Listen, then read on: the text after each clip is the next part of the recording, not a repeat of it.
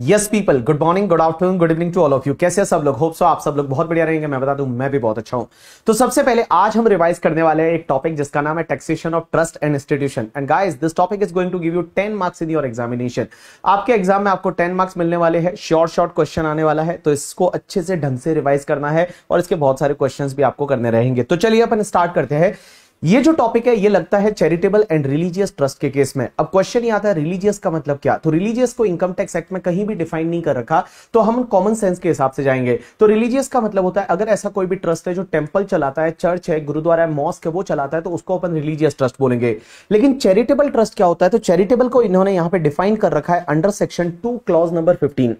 And 2 clause number 15 बोलता है कि अगर कोई भी ट्रस्ट है उसका ऑब्जेक्टिव ये होता है तो उसको अपन चैरिटेबल ट्रस्ट बोलेंगे। सबसे पहला ऑब्जेक्टिव, अगर मान लो रिलीफ ऑफ पुअर है। रिलीफ ऑफ पुअर का मतलब होता है कि गरीब लोगों को अगर रोटी, कपड़ा, मकान वगैरह ऐसा प्रोवाइड करने का ऑब्जेक्टिव है तो वो चैरिटेबल माना जाएगा। दूसरा, अगर उसका ऑब्जेक्टिव एजुकेशन है या मेडिकल रिलीफ है या फिर योगा है तो उस पर्टिकुलर केस में वो चैरिटेबल माना जाएगा। तो चैरिटेबल में क्या क्या आएगा देखो, सबसे पहला रिलीफ ऑफ पुअर, दूसरा है मेडिकल, तीसरा है एजुकेशन, फोर्थ है योगा।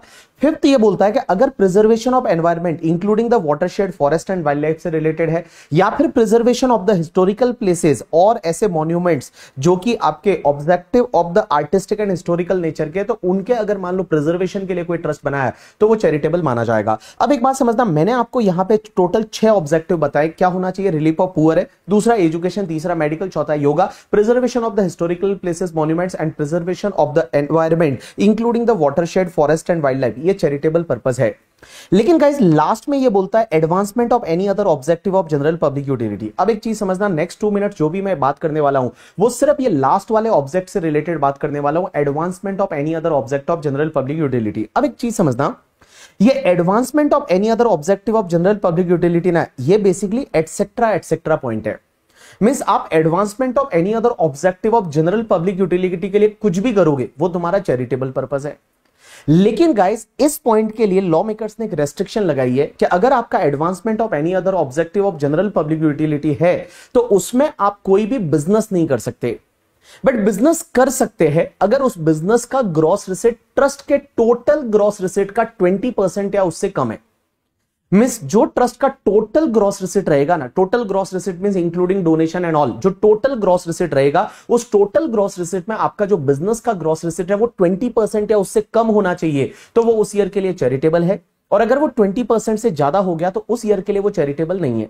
लेकिन सर अगर मान लो 20% या 20% से ज्यादा हो गया ग्रॉस रिसीट बिजनेस का, तो उस ईयर के लिए वो चैरिटेबल नहीं है। लेकिन क्या उसका रजिस्ट्रेशन कैंसिल करना पड़ेगा? Answer is no, there is no need to cancel the registration. Registration cancel करने की जरूरत नहीं है, लेकिन उस ईयर में उसको एग्जेम्पशन नहीं मिलेगा, उसका इनकम टैक्सेबल होगा। वो कैसे टैक्सेबल होगा वो मैं आपको सेक्शन 1310 में बता दूंगा। ठीक है, चलिए अब अपन आगे बढ़ते हैं। एक ट्रस्ट की जो इनकम होती है वो इनकम कैसे एग्जेम्प्ट होती है, कैसे टैक्सेबल होती है, वो मैं आपको बताने वाला हूं। तो देखो, जो भी ट्रस्ट होता है ना, उस ट्रस्ट की सबसे पहले आप ले लीजिए income derived from property held under trust. तो जो भी ट्रस्ट की इनकम होती है ना, उस इनकम में से आपका 15% है वो आपका स्टैंडर्ड डिडक्शन रहता है। जैसे फॉर एन एग्जांपल एक ट्रस्ट है और उस ट्रस्ट की आपकी इनकम है 20 लाख रुपए, तो 20 लाख रुपए की जो इनकम रहेगी उस 20 लाख की इनकम में से आप एक काम करिए, पहले 15% का आप स्टैंडर्ड डिडक्शन ले लीजिए। तो स्टैंडर्ड डिडक्शन 15% में 3 लाख का आपका स्टैंडर्ड डिडक्शन हो गया। रिमेनिंग इनकम जो बचेगी that is your 17 lakh rupees. तो 17 लाख रुपीज आपका रिमेनिंग इनकम बचा, और ये 17 लाख में से जितना आपने अप्लाइड कर दिया, किसके लिए अप्लाइड कर दिया? चैरिटेबल और religious purpose in India. Means India में जितने चैरिटेबल रिलीजियस पर्पस के लिए आपने अप्लाइड कर दिया वो आपका एग्जेम्प्ट हो जाएगा, और जो भी बचेगा वो टैक्सेबल होगा। तो देखो मैंने क्या बोला कि जो भी ट्रस्ट होता है, सेक्शन 11(1) क्या बोलती है कि ट्रस्ट की जो इनकम होती है उस इनकम में से आप 15% का स्टैंडर्ड डिडक्शन ले लीजिए। तो इन सिंपल वर्ड ऐसा बोल दूं, 15% तो सीधा ही एग्जेम्प्ट है। दूसरा, जितना भी बैलेंस बचेगा उस बैलेंस में से जितना आपने अप्लाइड कर दिया फॉर द चैरिटेबल और religious purpose in India, means India में चैरिटेबल रिलीजियस पर्पस के लिए जितने आपने खर्चे कर दिए वो आप लेस कर दीजिए, जो बचेगा वो ट्रस्ट की इनकम बचेगी। अब क्वेश्चन यहां पे ये आता है कि सर आप बोल रहे हैं कि अप्लाइड फॉर चैरिटेबल और रिलीजियस पर्पस इन इंडिया, तो अप्लाइड का मतलब क्या होता है? सिर्फ रेवेन्यू एक्सपेंडिचर या कैपिटल एक्सपेंडिचर भी चलेगा? Right answer is capital expenditure भी चलेगा। मींस ट्रस्ट है वो ट्रस्ट पर्पस के लिए, चैरिटेबल रिलीजियस पर्पस जो इंडिया में कर रहा है उसके लिए अगर वो रेवेन्यू एक्सपेंडिचर करता है, कैपिटल एक्सपेंडिचर करता है, वो सब तुम्हारे अप्लाइड में आ जाएगा और जो भी बचेगा वो ट्रस्ट की इनकम बचेगी और उस पर टैक्स भरना पड़ेगा। अब एक और क्वेश्चन ये आता है कि सर आप बोल रहे हो कि ट्रस्ट की इनकम जो रहेगी वो इनकम को 15%, 18%, 85% करो, लेकिन सर इनकम में क्या डोनेशन भी आएगा? आंसर इज यस, इनकम में डोनेशन भी आएगा। जो ट्रस्ट को डोनेशन मिलता है वो donation is also treated as income derived from property held under trust, और डोनेशन भी आ जाएगा। लेकिन इसमें एक चीज ध्यान रखना, इसमें कॉर्पस डोनेशन नहीं आएगा। कॉर्पस डोनेशन जो मिलता है ना वो पूरा एग्जेम्प्ट हो जाएगा। कॉर्पस डोनेशन ऐसा डोनेशन होता है जो स्पेसिफिक डायरेक्शन से मिलता है कि ये ट्रस्ट के कॉर्पस का पार्ट बनना चाहिए और स्पेसिफिक पर्पस के लिए यूज होना चाहिए। तो अगर आपको कोई कॉर्पस डोनेशन मिला है तो वो कॉर्पस डोनेशन आपके इनकम का पार्ट नहीं बनेगा, वो पूरा एग्जेम्प्ट हो जाएगा। लेकिन गाइस उसमें कंडीशन होती है कि कॉर्पस डोनेशन है वो सेफ इन्वेस्टमेंट में पैसा लगाना चाहिए। मींस कॉर्पस डोनेशन का पैसा है ना वो 11(5) में जमा होना चाहिए, मींस सेफ इन्वेस्टमेंट में जमा होना चाहिए। और अगर कॉर्पस डोनेशन आपने सेफ इन्वेस्टमेंट में जमा नहीं किया तो वो वाला कॉर्पस डोनेशन सीधा टैक्सेबल हो जाएगा @30% अंडर सेक्शन 115 BBI। ये चाहिए तो आप लिख लीजिए कि ये कॉर्पस डोनेशन अगर 11(5) में जमा नहीं होता है तो ये सेक्शन 115 BBI में टैक्सेबल हो जाता है सीधा @30%, और उस पर फिर वो 15% स्टैंडर्ड डिडक्शन वगैरह कुछ नहीं मिलता। और एक और चीज समझना, कॉर्पस डोनेशन अगर आपने कोई गलत पर्पस के लिए यूज कर दिया, जैसे कॉर्पस डोनेशन आपको मिला था कि ये भैया कॉर्पस का पार्ट बनना चाहिए, बिल्डिंग पर्पस के लिए होना चाहिए, और आपने उसको अगर गलत पर्पस के लिए यूज कर दिया तो भी वो तुम्हारे लिए क्या होगा? टैक्सेबल हो जाएगा अंडर सेक्शन 115 BBI @30%। तो देखिए मैंने क्या बोला, एक बार मैं वापस से आपको रिवाइज करा रहा हूं। देखो जो भी ट्रस्ट का इनकम होता है, income derived from property held under trust, उसमें डोनेशन भी ले लेने का। लेकिन कॉर्पस डोनेशन को छोड़ के, कॉर्पस डोनेशन है वो पूरा एग्जेम्प्ट होता है, उस पर कोई टैक्स नहीं लगता। लेकिन कॉर्पस डोनेशन अगर आपने 11(5) में डिपॉजिट नहीं किया तो वो वाला कॉर्पस डोनेशन सीधा 115 BBI में टैक्सेबल कर दीजिए @30% से। एंड कॉर्पस डोनेशन जो है वो 11(5) में जमा किया, और अगर मान लो सही जमा किया तो वो पूरा एग्जेम्प्ट हो जाएगा, उस पर कोई भी टैक्स नहीं लगेगा।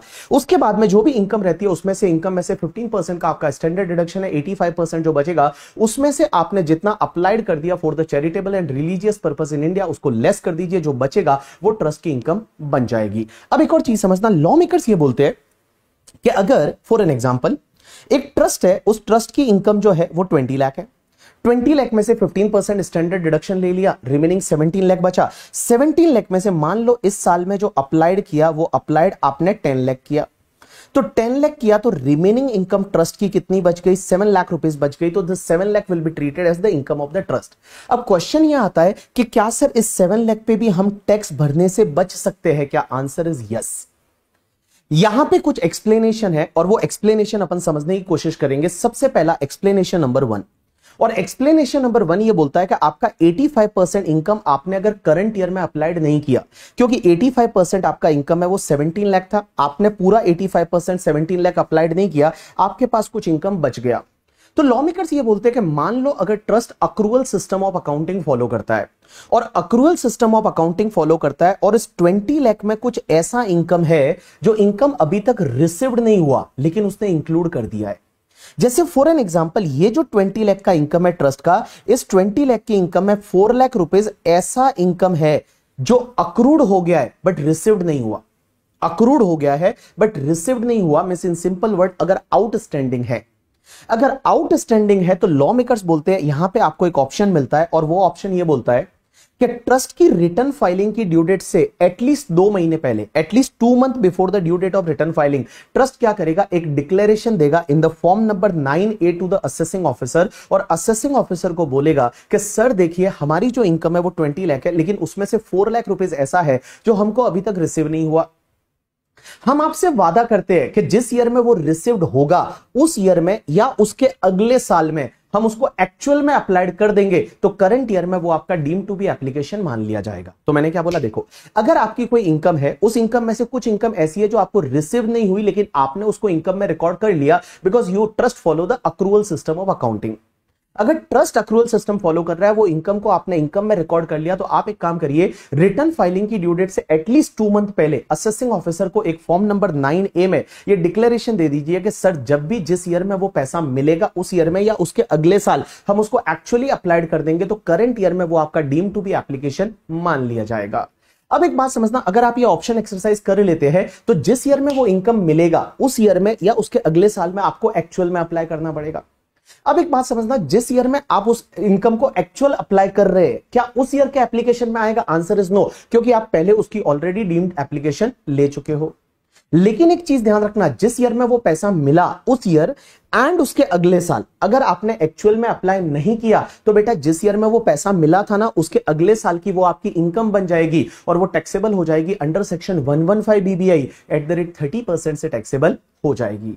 अब एक बात समझना, एक्सप्लेनेशन नंबर 1 में एक और ऑप्शन ये आता है कि मान लो आप इस साल में जो इनकम है वो ड्यू टू एनी रीजन आप अप्लाई नहीं कर पाए, ड्यू टू एनी रीजन में कोई भी रीजन हो सकता है। एग्जांपल के लिए जैसे मार्च मंथ में आपको बंपर डोनेशन मिल गया। एग्जाम्पल के लिए मान लो ये हमारा ट्रस्ट है, उसकी जो टोटल इनकम है वो 20 लाख है और इस इनकम में से 15% है वो सेट असाइड कर लिया, 17 लाख बचा, हमने 10 लाख अप्लाई कर दिया, 7 लाख रुपीज को हम अप्लाइड नहीं कर पाए ड्यू टू एनी रीजन में जैसे मार्च में बंपर डोनेशन मिल गया तो हम अप्लाइड नहीं कर पाए। तो लॉ मेकर्स यहां पे ये बोलते हैं कि अगर मान लो आप इसको अप्लाइड नहीं कर पाए तो आप एक काम करिए कि रिटर्न फाइलिंग की ड्यू डेट से एटलीस्ट 2 मंथ पहले आप असेसिंग ऑफिसर को एक डिक्लेरेशन दे दीजिए इन द फॉर्म नंबर 9A कि सर हम इस इनकम को अगले साल अप्लाई कर देंगे, नेक्स्ट ईयर अप्लाई कर देंगे, तो करंट ईयर में वो आपका डीम टू बी अप्लाइड माना जाएगा। लेकिन नेक्स्ट ईयर जब आप एक्चुअल अप्लाई करेंगे तो क्या नेक्स्ट ईयर के अप्लाइड में वापस आएगा? नहीं आएगा, क्योंकि आप already deem to be applied ले चुके हैं।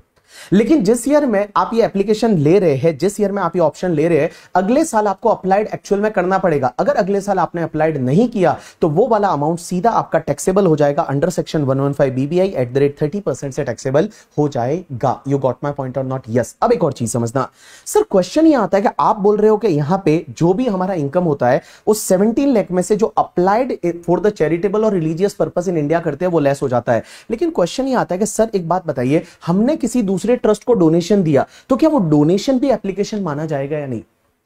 राइट आंसर इज, आप अगर किसी दूसरे ट्रस्ट को डोनेशन देते हैं तो वो डोनेशन आपका एप्लीकेशन माना जाएगा। लेकिन other than corpus donation means आपने किसी दूसरे ट्रस्ट या इंस्टीट्यूशन को डोनेशन दिया, वो एज अ कॉर्पस दिया है तो वो एप्लीकेशन में नहीं आएगा। लेकिन एज आपने नॉर्मल डोनेशन दिया है तो वो एप्लीकेशन में आ जाएगा। लेकिन गाइस यहां पे एक अमेंडमेंट आया है जो इस बार एग्जाम में आने वाला है। अमेंडमेंट ये है कि आप किसी दूसरे ट्रस्ट को जब आप डोनेशन करते हो ना तो आपको एप्लीकेशन में ले सकते हो, लेकिन एप्लीकेशन में आप कितना ले पाएंगे पता है? Only 85% of amount donated.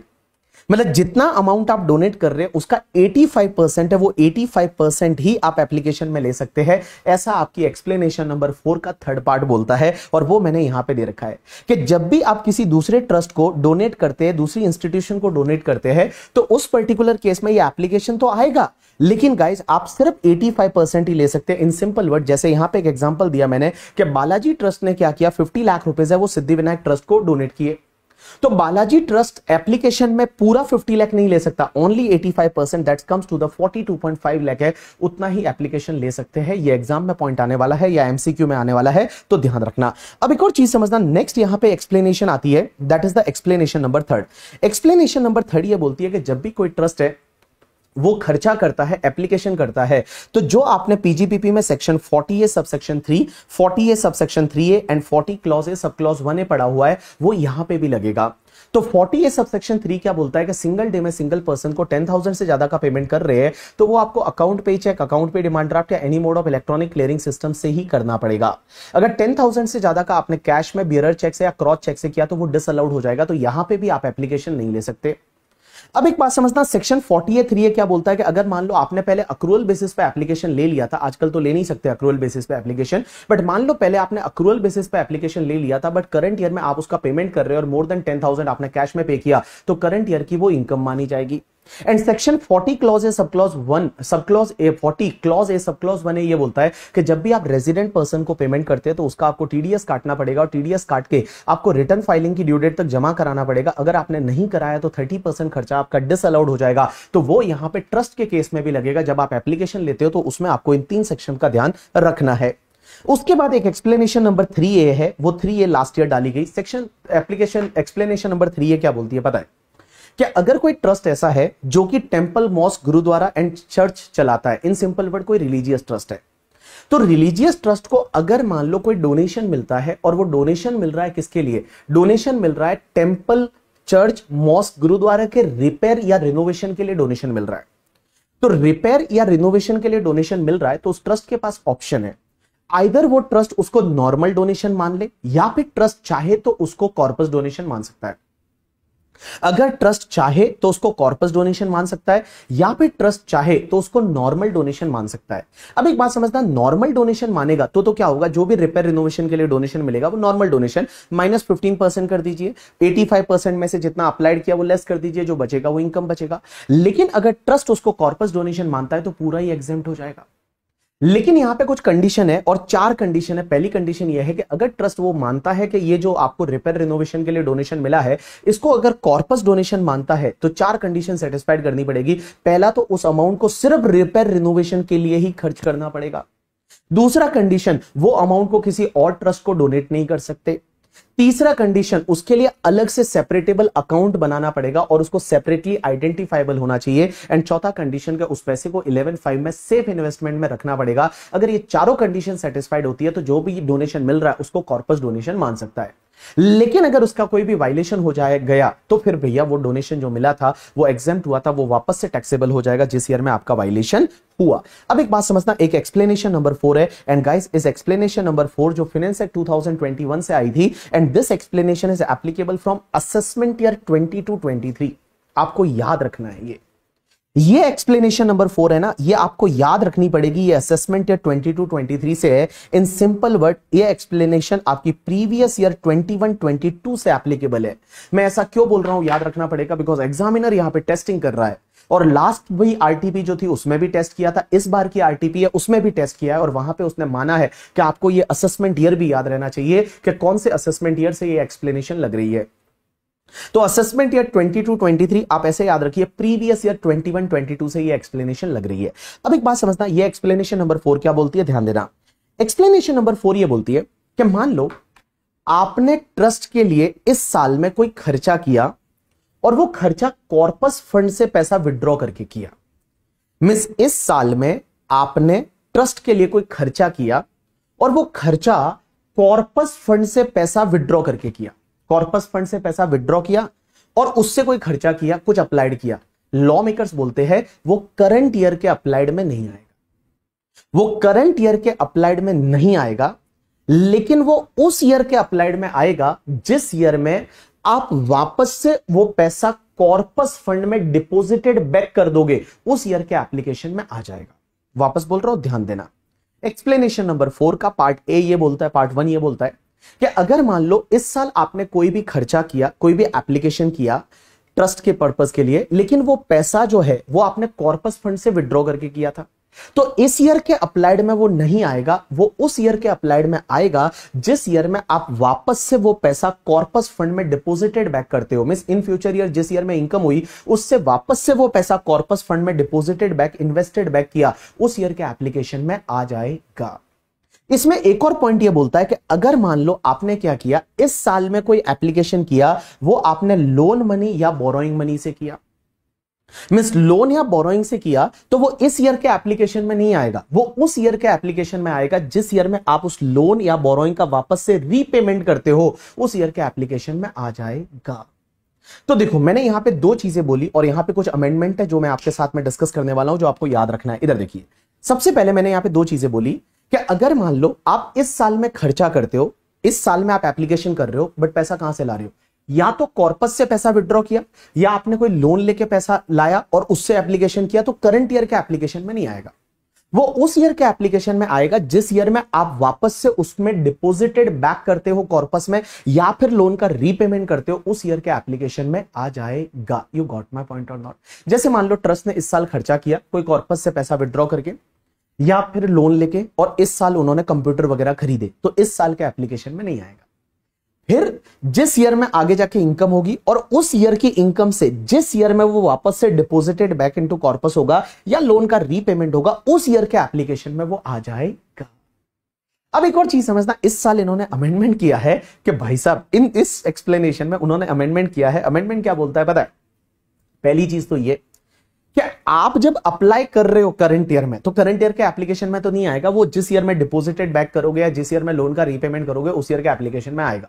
But यहां पे कुछ कंडीशन डाली, और एक कंडीशन आपको याद रखनी है कि जिस ईयर में आपने अप्लाई किया ना, जैसे करंट ईयर में पैसा आपने कॉर्पस से निकाला था या लोन लेके पैसा करंट ईयर में यूज किया था, तो गाइस करंट ईयर के एंड से 5 ईयर के अंदर अंदर वो पैसा वापस से डिपॉजिटेड बैक होना चाहिए इनटू द कॉर्पस, या फिर लोन का रीपेमेंट होना चाहिए, वो 5 साल के अंदर अंदर होना चाहिए। तभी आप एप्लीकेशन ले सकते हो जिस ईयर में डिपॉजिटेड बैक या रीपेमेंट करोगे।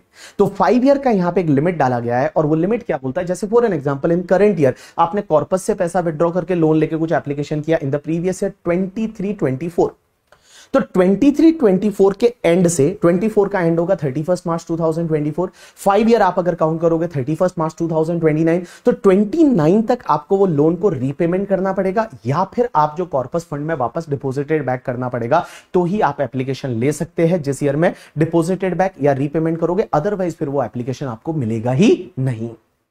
तो यहां पे कंडीशन क्या डाली है कि पहली चीज तो आपने जो कॉर्पस से पैसा निकाला था या लोन लेके जो पैसा यूज किया था, वो कहां पे यूज किया था, इंडिया में किसी पर्पस के लिए किया था, वो पैसा किसी और दूसरे ट्रस्ट को डोनेट नहीं किया था। उसके बाद में सेक्शन 40 क्लॉज 40A सबसेक्शन 3 या 40 clause A sub clause 1A को आपने फुलफिल किया था, वो कोई पुराना ज्यादा एप्लीकेशन को सेट ऑफ वेट ऑफ नहीं किया आपने, एंड गाइस वो पैसा किसी ट्रस्टी के लिए वगैरह यूज नहीं किया, एंड गाइस जो लोन है वो आप रीपेमेंट कर रहे हो with in 5 years from the end of the financial year in which that amount was used.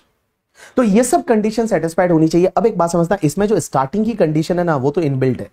यहां पे सिर्फ आपको एक कंडीशन है वो ध्यान रखनी है कि जो भी आप लोन का रीपेमेंट कर रहे हो या कॉर्पस में डिपॉजिटेड बैक कर रहे हो, वो विद इन 5 ईयर होना चाहिए from the end of the year in which amount is applied from out of corpus और from the loan amount. You got my point और नॉट? यस। चलिए उसके बाद में नेक्स्ट एक्सप्लेनेशन चलते हैं, एक्सप्लेनेशन नंबर 5 पे। एक्सप्लेनेशन नंबर 5 ये बोलता है कि कभी भी ट्रस्ट का एप्लीकेशन अगर इनकम से ज्यादा हो जाता है, तो एप्लीकेशन इनकम से ज्यादा हो जाता है तो वो तो डेफिसिट आ जाएगा। तो क्वेश्चन ये आता है क्या डेफिसिट को हम कैरी फॉरवर्ड कर सकते हैं? आंसर इज नो, उसको आप कैरी फॉरवर्ड नहीं करोगे, वो आपका लैप्स हो जाएगा। फॉर एन एग्जांपल कोई ट्रस्ट है, उसका इनकम जो है वो 100 था, इसमें से 15 आपने लेस कर दिया, 85 बचा। मान लो करंट ईयर में आपने 95 का अप्लाई कर दिया, तो 95 का अप्लाई कर दिया, तो यहां तो 10 तो नेगेटिव आ जाएगा, डेफिसिट आ जाएगा। तो क्या इस 10 को अगले साल के एप्लीकेशन में ले सकते हैं? आंसर इज नो, आप नहीं ले सकते, यह आपका लैप्स हो जाएगा, इसका कुछ भी नहीं हो सकता। उसके बाद एक एक्सप्लेनेशन है, दैट इज द पूरी सेक्शन 11 के लिए है, और ये एक्सप्लेनेशन आपको ध्यान देना है गाइस। यहां पे ये एक्सप्लेनेशन ऐड की थी फाइनेंस एक्ट 2022 से, एंड ये भी असेसमेंट ईयर 22-23 से लग रही है, मींस प्रीवियस ईयर 21-22 से लग रही है। ये एक्सप्लेनेशन ये बोलती है कि अब ट्रस्ट जो है ना, वो खर्चे का एप्लीकेशन सिर्फ पेमेंट बेसिस पे ले सकता है, अक्रूवल बेसिस पे नहीं ले सकता। Only and only payment basis पे ले सकता है, वो भले अकाउंटिंग मेथड कौन सा भी फॉलो कर रहा है। ट्रस्ट जो है वो इनकम रिकॉग्निशन के लिए अक्रूवल सिस्टम या कैश सिस्टम फॉलो करे उसकी मर्जी, लेकिन खर्चों का डिडक्शन है वो सिर्फ पेमेंट बेसिस पे ही मिलेगा। ये एक अमेंडमेंट किया है। एग्जांपल के लिए मान लो एक ट्रस्ट है, उसने क्या किया, कोई कंप्यूटर खरीदे ऑन द 29 मार्च और 40 लाख का पेमेंट था, कंप्यूटर का बिल 40 लाख का था। Out of that suppose 30 lakh payment they made till 31 March 2024, remaining 10 lakh they made in the next year. Guys 10 lakh का डिडक्शन नेक्स्ट ईयर में मिलेगा, और 40 लाख का डिडक्शन, सॉरी 30 लाख का डिडक्शन है वो करंट ईयर में मिल जाएगा। तो बड़ा सिंपल है कि गाइस नाउ आपको जो एप्लीकेशन है ना, वो सिर्फ एक्चुअल पेमेंट बेसिस पे मिलेगा। अगर आपने एक्चुअल खर्चा किया तो ही आपको एप्लीकेशन मिलेगा, अदरवाइज आपको एप्लीकेशन नहीं मिलेगा। लेकिन फिर आपके मन में ये डाउट आ जाएगा कि what about sir that explanation, आपने जो एक्सप्लेनेशन नंबर 1 में बताया था कि अगर मान लो वो आउटस्टैंडिंग है तो वो वहां पे वो एक लिख के दे सकते हैं, या फिर एक ऐसा भी तो ऑप्शन था कि नेक्स्ट ईयर में अप्लाइड कर देंगे, तो क्या वो ऑप्शन स्टिल वैलिड है या नहीं? राइट आंसर इज यस, वो वैलिड है ऑप्शन। मींस एक बात बताओ, जैसे फॉर एन एग्जांपल आप पेमेंट नहीं कर पाए लेकिन आपके पास बिल आया, तो फिर आप ऑप्शन को एक्सरसाइज कर लो ना, आप ऑप्शन को एक्सरसाइज कर दो। ये जो सेकंड वाला ऑप्शन था, इस ऑप्शन को एक्सरसाइज कर दो कि सर हम अगले साल उसको एक्चुअल अप्लाइड कर लेंगे, तो करंट ईयर में वो डीम टू बी अप्लाइड माना जाएगा। तो अगर ऑप्शन ले लेते हो तो कोई दिक्कत ही नहीं है।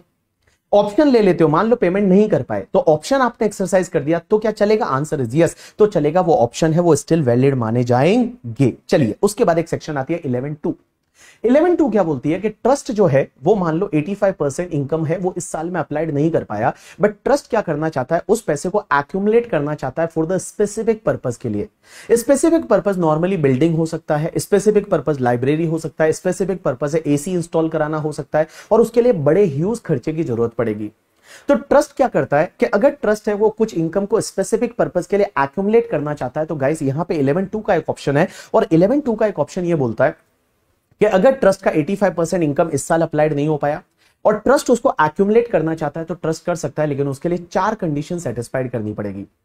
पहली कंडीशन यह है कि ट्रस्ट को स्पेसिफिक पर्पस लिख के देना पड़ेगा, और पर्पस जो है वो लिख के देना पड़ेगा। दूसरी कंडीशन यह है कि स्पेसिफिक पीरियड बताना पड़ेगा, and that period can be maximum 5 year.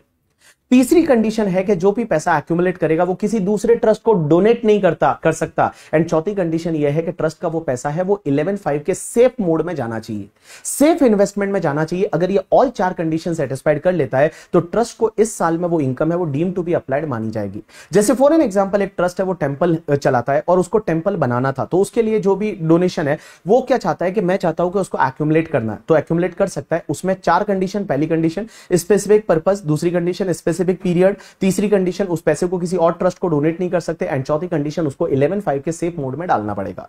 यहां पे एक फॉर्म फाइल करना पड़ता है, उस फॉर्म को बोला जाता है फॉर्म नंबर 10, और ये फॉर्म फाइल करना पड़ता है at least 2 month before the due date of the return filing. Return filing की ड्यू डेट से 2 महीने पहले ये फॉर्म है वो फाइल करना पड़ेगा एओ को, तो ट्रस्ट है ये एक्यूमुलेशन का बेनिफिट ले सकता है। अब यहां पे एक चीज समझना, यहां पे मैक्सिमम 5 ईयर के लिए एक्यूमुलेशन कर सकते हैं, लेकिन मान लो 5 ईयर्स के बीच में कोई कोर्ट का स्टे ऑर्डर आ गया कि चलो यहां तो मंदिर नहीं बनाओगे, या यहां तो जो है मान लो कोई बना रहा है मस्जिद बना रहा है, मस्जिद नहीं बनाओगे, और कोर्ट का ऑर्डर आ गया और कोर्ट का ऑर्डर 15 साल तक रहा, तो 15 साल तक उस पर स्टे रहा, स्टे आ गया, तो क्या वो 15 साल जो है वो तो 5 ईयर तो एक्सपायर हो जाएंगे। तो राइट आंसर है, इन्होंने बोला कि अगर कोई कोर्ट का अगर स्टे ऑर्डर आया तो जितना स्टे ऑर्डर है उतना वो 5 ईयर्स का आपका टाइम लिमिट है उससे एक्सटेंड हो जाएगा। अब एक और चीज समझना, यहां पे गाइस अगर 11(2) का वायलेशन हो गया, 11(2) का वायलेशन कब हो सकता है? सबसे पहले अगर मान लो आपने कोई पैसा जो एक्यूमुलेट किया था 11(2) में वो आपने कोई गलत पर्पस के लिए यूज कर दिया, मींस अदर पर्पस के लिए, अदर देन स्पेसिफिक पर्पस। दूसरा, अगर आपने जो 5 ईयर्स के लिए एक्यूमुलेट किया था तो उसको 5 ईयर्स में यूज नहीं किया, क्योंकि अगर 5 ईयर्स के लिए आप एक्यूमुलेट करते हो तो 5 ईयर्स में उस पैसे को यूज करना पड़ेगा। 5 ईयर्स कहां से काउंट होंगे? करंट ईयर, जिस ईयर में एक्यूमुलेशन किया उस प्रीवियस ईयर को छोड़ दो, नेक्स्ट 5 ईयर लो। अगर आपने 4 ईयर के लिए एक्यूमुलेट किया तो 4 ईयर में अप्लाइड करना है, अगर 5 ईयर के लिए किया तो 5 ईयर में, 3 ईयर के लिए किया तो 3 ईयर में। तीसरा, अगर मान लो आपने किसी और ट्रस्ट को डोनेट कर दिया, या चौथा 11(5) का वायलेशन हो गया, तो गाइस अगर यहां पे वायलेशन हो जाता है ना तो जो भी वायलेटेड अमाउंट रहेगा वो आपके लिए टैक्सेबल हो जाएगा under section 115 BBI eight the rate 30%। सीधा 30% से टैक्सेबल कर दो अंडर सेक्शन 115 बीबीआई। और कौन से ईयर में टैक्सेबल होगा? अगर गलत पर्पस के लिए यूज किया तो जिस ईयर में गलत पर्पस के लिए यूज किया उस ईयर में टैक्सेबल कर दो। अगर आपने 5 ईयर्स के लिए एक्यूमुलेट किया था, 5 ईयर्स में यूज नहीं हुआ तो 5th ईयर में टैक्सेबल कर दो। अगर आपने किसी और ट्रस्ट को डोनेट कर दिया तो डोनेट जिस ईयर में किया उस ईयर में कर दो। एंड अगर मान लो आपने 11(5) का वायलेशन कर दिया तो जिस ईयर में 11(5) का सेफ मोड का वायलेशन होगा उस ईयर में वो आपके लिए टैक्सेबल हो जाएगा। अब एक बात समझता है, यहां पे एक सेक्शन आती है 13(9). 13(9) सेक्शन ये बोलती है कि भाई साहब अगर आपको ये 11(2) का एग्जेम्पशन चाहिए ना तो आपको 2 कंडीशन सेटिस्फाइड और करनी पड़ेगी। पहली कंडीशन, आपको उस ईयर का रिटर्न है वो रिटर्न फाइलिंग की ड्यू डेट से पहले पहले फाइल करना पड़ेगा। एंड ट्रस्ट का रिटर्न फाइलिंग का ड्यू डेट होता है that is the 31 October of assessment year. And दूसरी कंडीशन ये है कि उस ईयर में आप जो ये फॉर्म नंबर 10 लिख के दे रहे हो ना, ये form number 10 up to the due date of return filing आपको देना पड़ेगा। Means up to the due date of return filing आपको ये डिक्लेरेशन भी देना पड़ेगा एंड रिटर्न भी टाइम पे फाइल करना पड़ेगा। अगर ये दोनों कंडीशन सेटिस्फाइड होती है तो आपको 11(2) का बेनिफिट मिल जाएगा। मींस 11(2) का बेनिफिट कब नहीं मिलेगा? या तो आपने up to the due date of return filing declaration नहीं दिया या फिर रिटर्न टाइम पे फाइल नहीं किया। अब आपका डाउट ये रहेगा कि सर एक बात बताओ, यहां तो बोला हुआ है कि at least 2 month before the due date of return filing आपको डिक्लेरेशन देना है, लेकिन यहां पे आप बोल रहे हो कि रिटर्न फाइलिंग की ड्यू डेट तक दिया तो भी चलेगा। तो सर ये तो कॉन्फ्लिक्ट हो गया, क्योंकि यहां पे आप बोल रहे हो कि at least 2 month before the due date of return filing, तो रिटर्न फाइलिंग का due date 31 October of assessment year आता है। 2 मंथ पहले जाओगे तो 31 अगस्त आएगा। तो 31 अगस्त से पहले देना है या फिर 31 अक्टूबर से पहले देना है?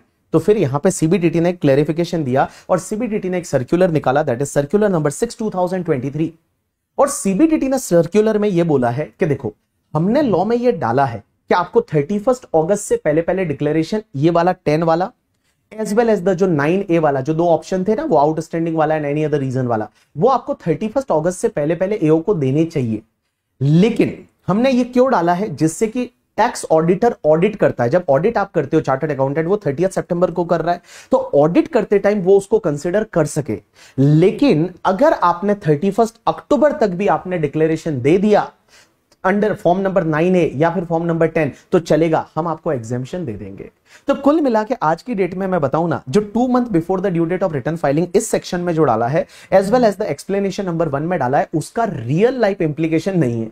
क्योंकि लास्ट में जाके सीबीडीटी ये बोलती है कि चलो आपने रिटर्न फाइलिंग की ड्यू डेट तक भी अगर आपने डिक्लेरेशन दे दिया तो हम आपका एग्जाम्पशन डिनाई नहीं करेंगे, हम आपको एग्जाम्पशन दे देंगे। यू गॉट माय पॉइंट और नॉट? यस। चलिए नेक्स्ट सेक्शन आती है 11.4 एंड 11.4A। ये सेक्शन ये बोलती है कि ट्रस्ट कोई भी अगर बिजनेस करता है तो बिजनेस का इनकम भी एग्जेम्प्ट होगा क्या? मींस जो बिजनेस करेगा तो पीजीबीपी का इनकम आएगा। अब वो पीजीबीपी का जो नेट प्रॉफिट आता है क्या उसको भी ऐसा करेंगे 15%, 85% अप्लाइड वगैरह वैसा करेंगे क्या? उस पे भी 11-12 का एग्जाम्पशन मिलेगा या नहीं? तो यहां पे लॉ मेकर्स बोलते हैं answer is yes if that business is incidental to attainment of the main objective of the trust. जैसे इस्कॉन टेंपल है तो इस्कॉन टेंपल वाले क्या करते हैं, गीता की बुक प्रिंट करके बेचते हैं। तो गीता की बुक जो प्रिंट करके बेच रहे हैं वो जो बिजनेस है वो incidental to attainment of the main objective of trust है। तो गीता की बिजनेस की जो बुक है वो बुक से जो प्रॉफिट रहेगा वो बिजनेस का प्रॉफिट भी 15%, 85% और अप्लाइड वगैरह वैसा करेंगे। लेकिन उसमें कंडीशन है कि आपको books of account separately maintain करना पड़ेगा।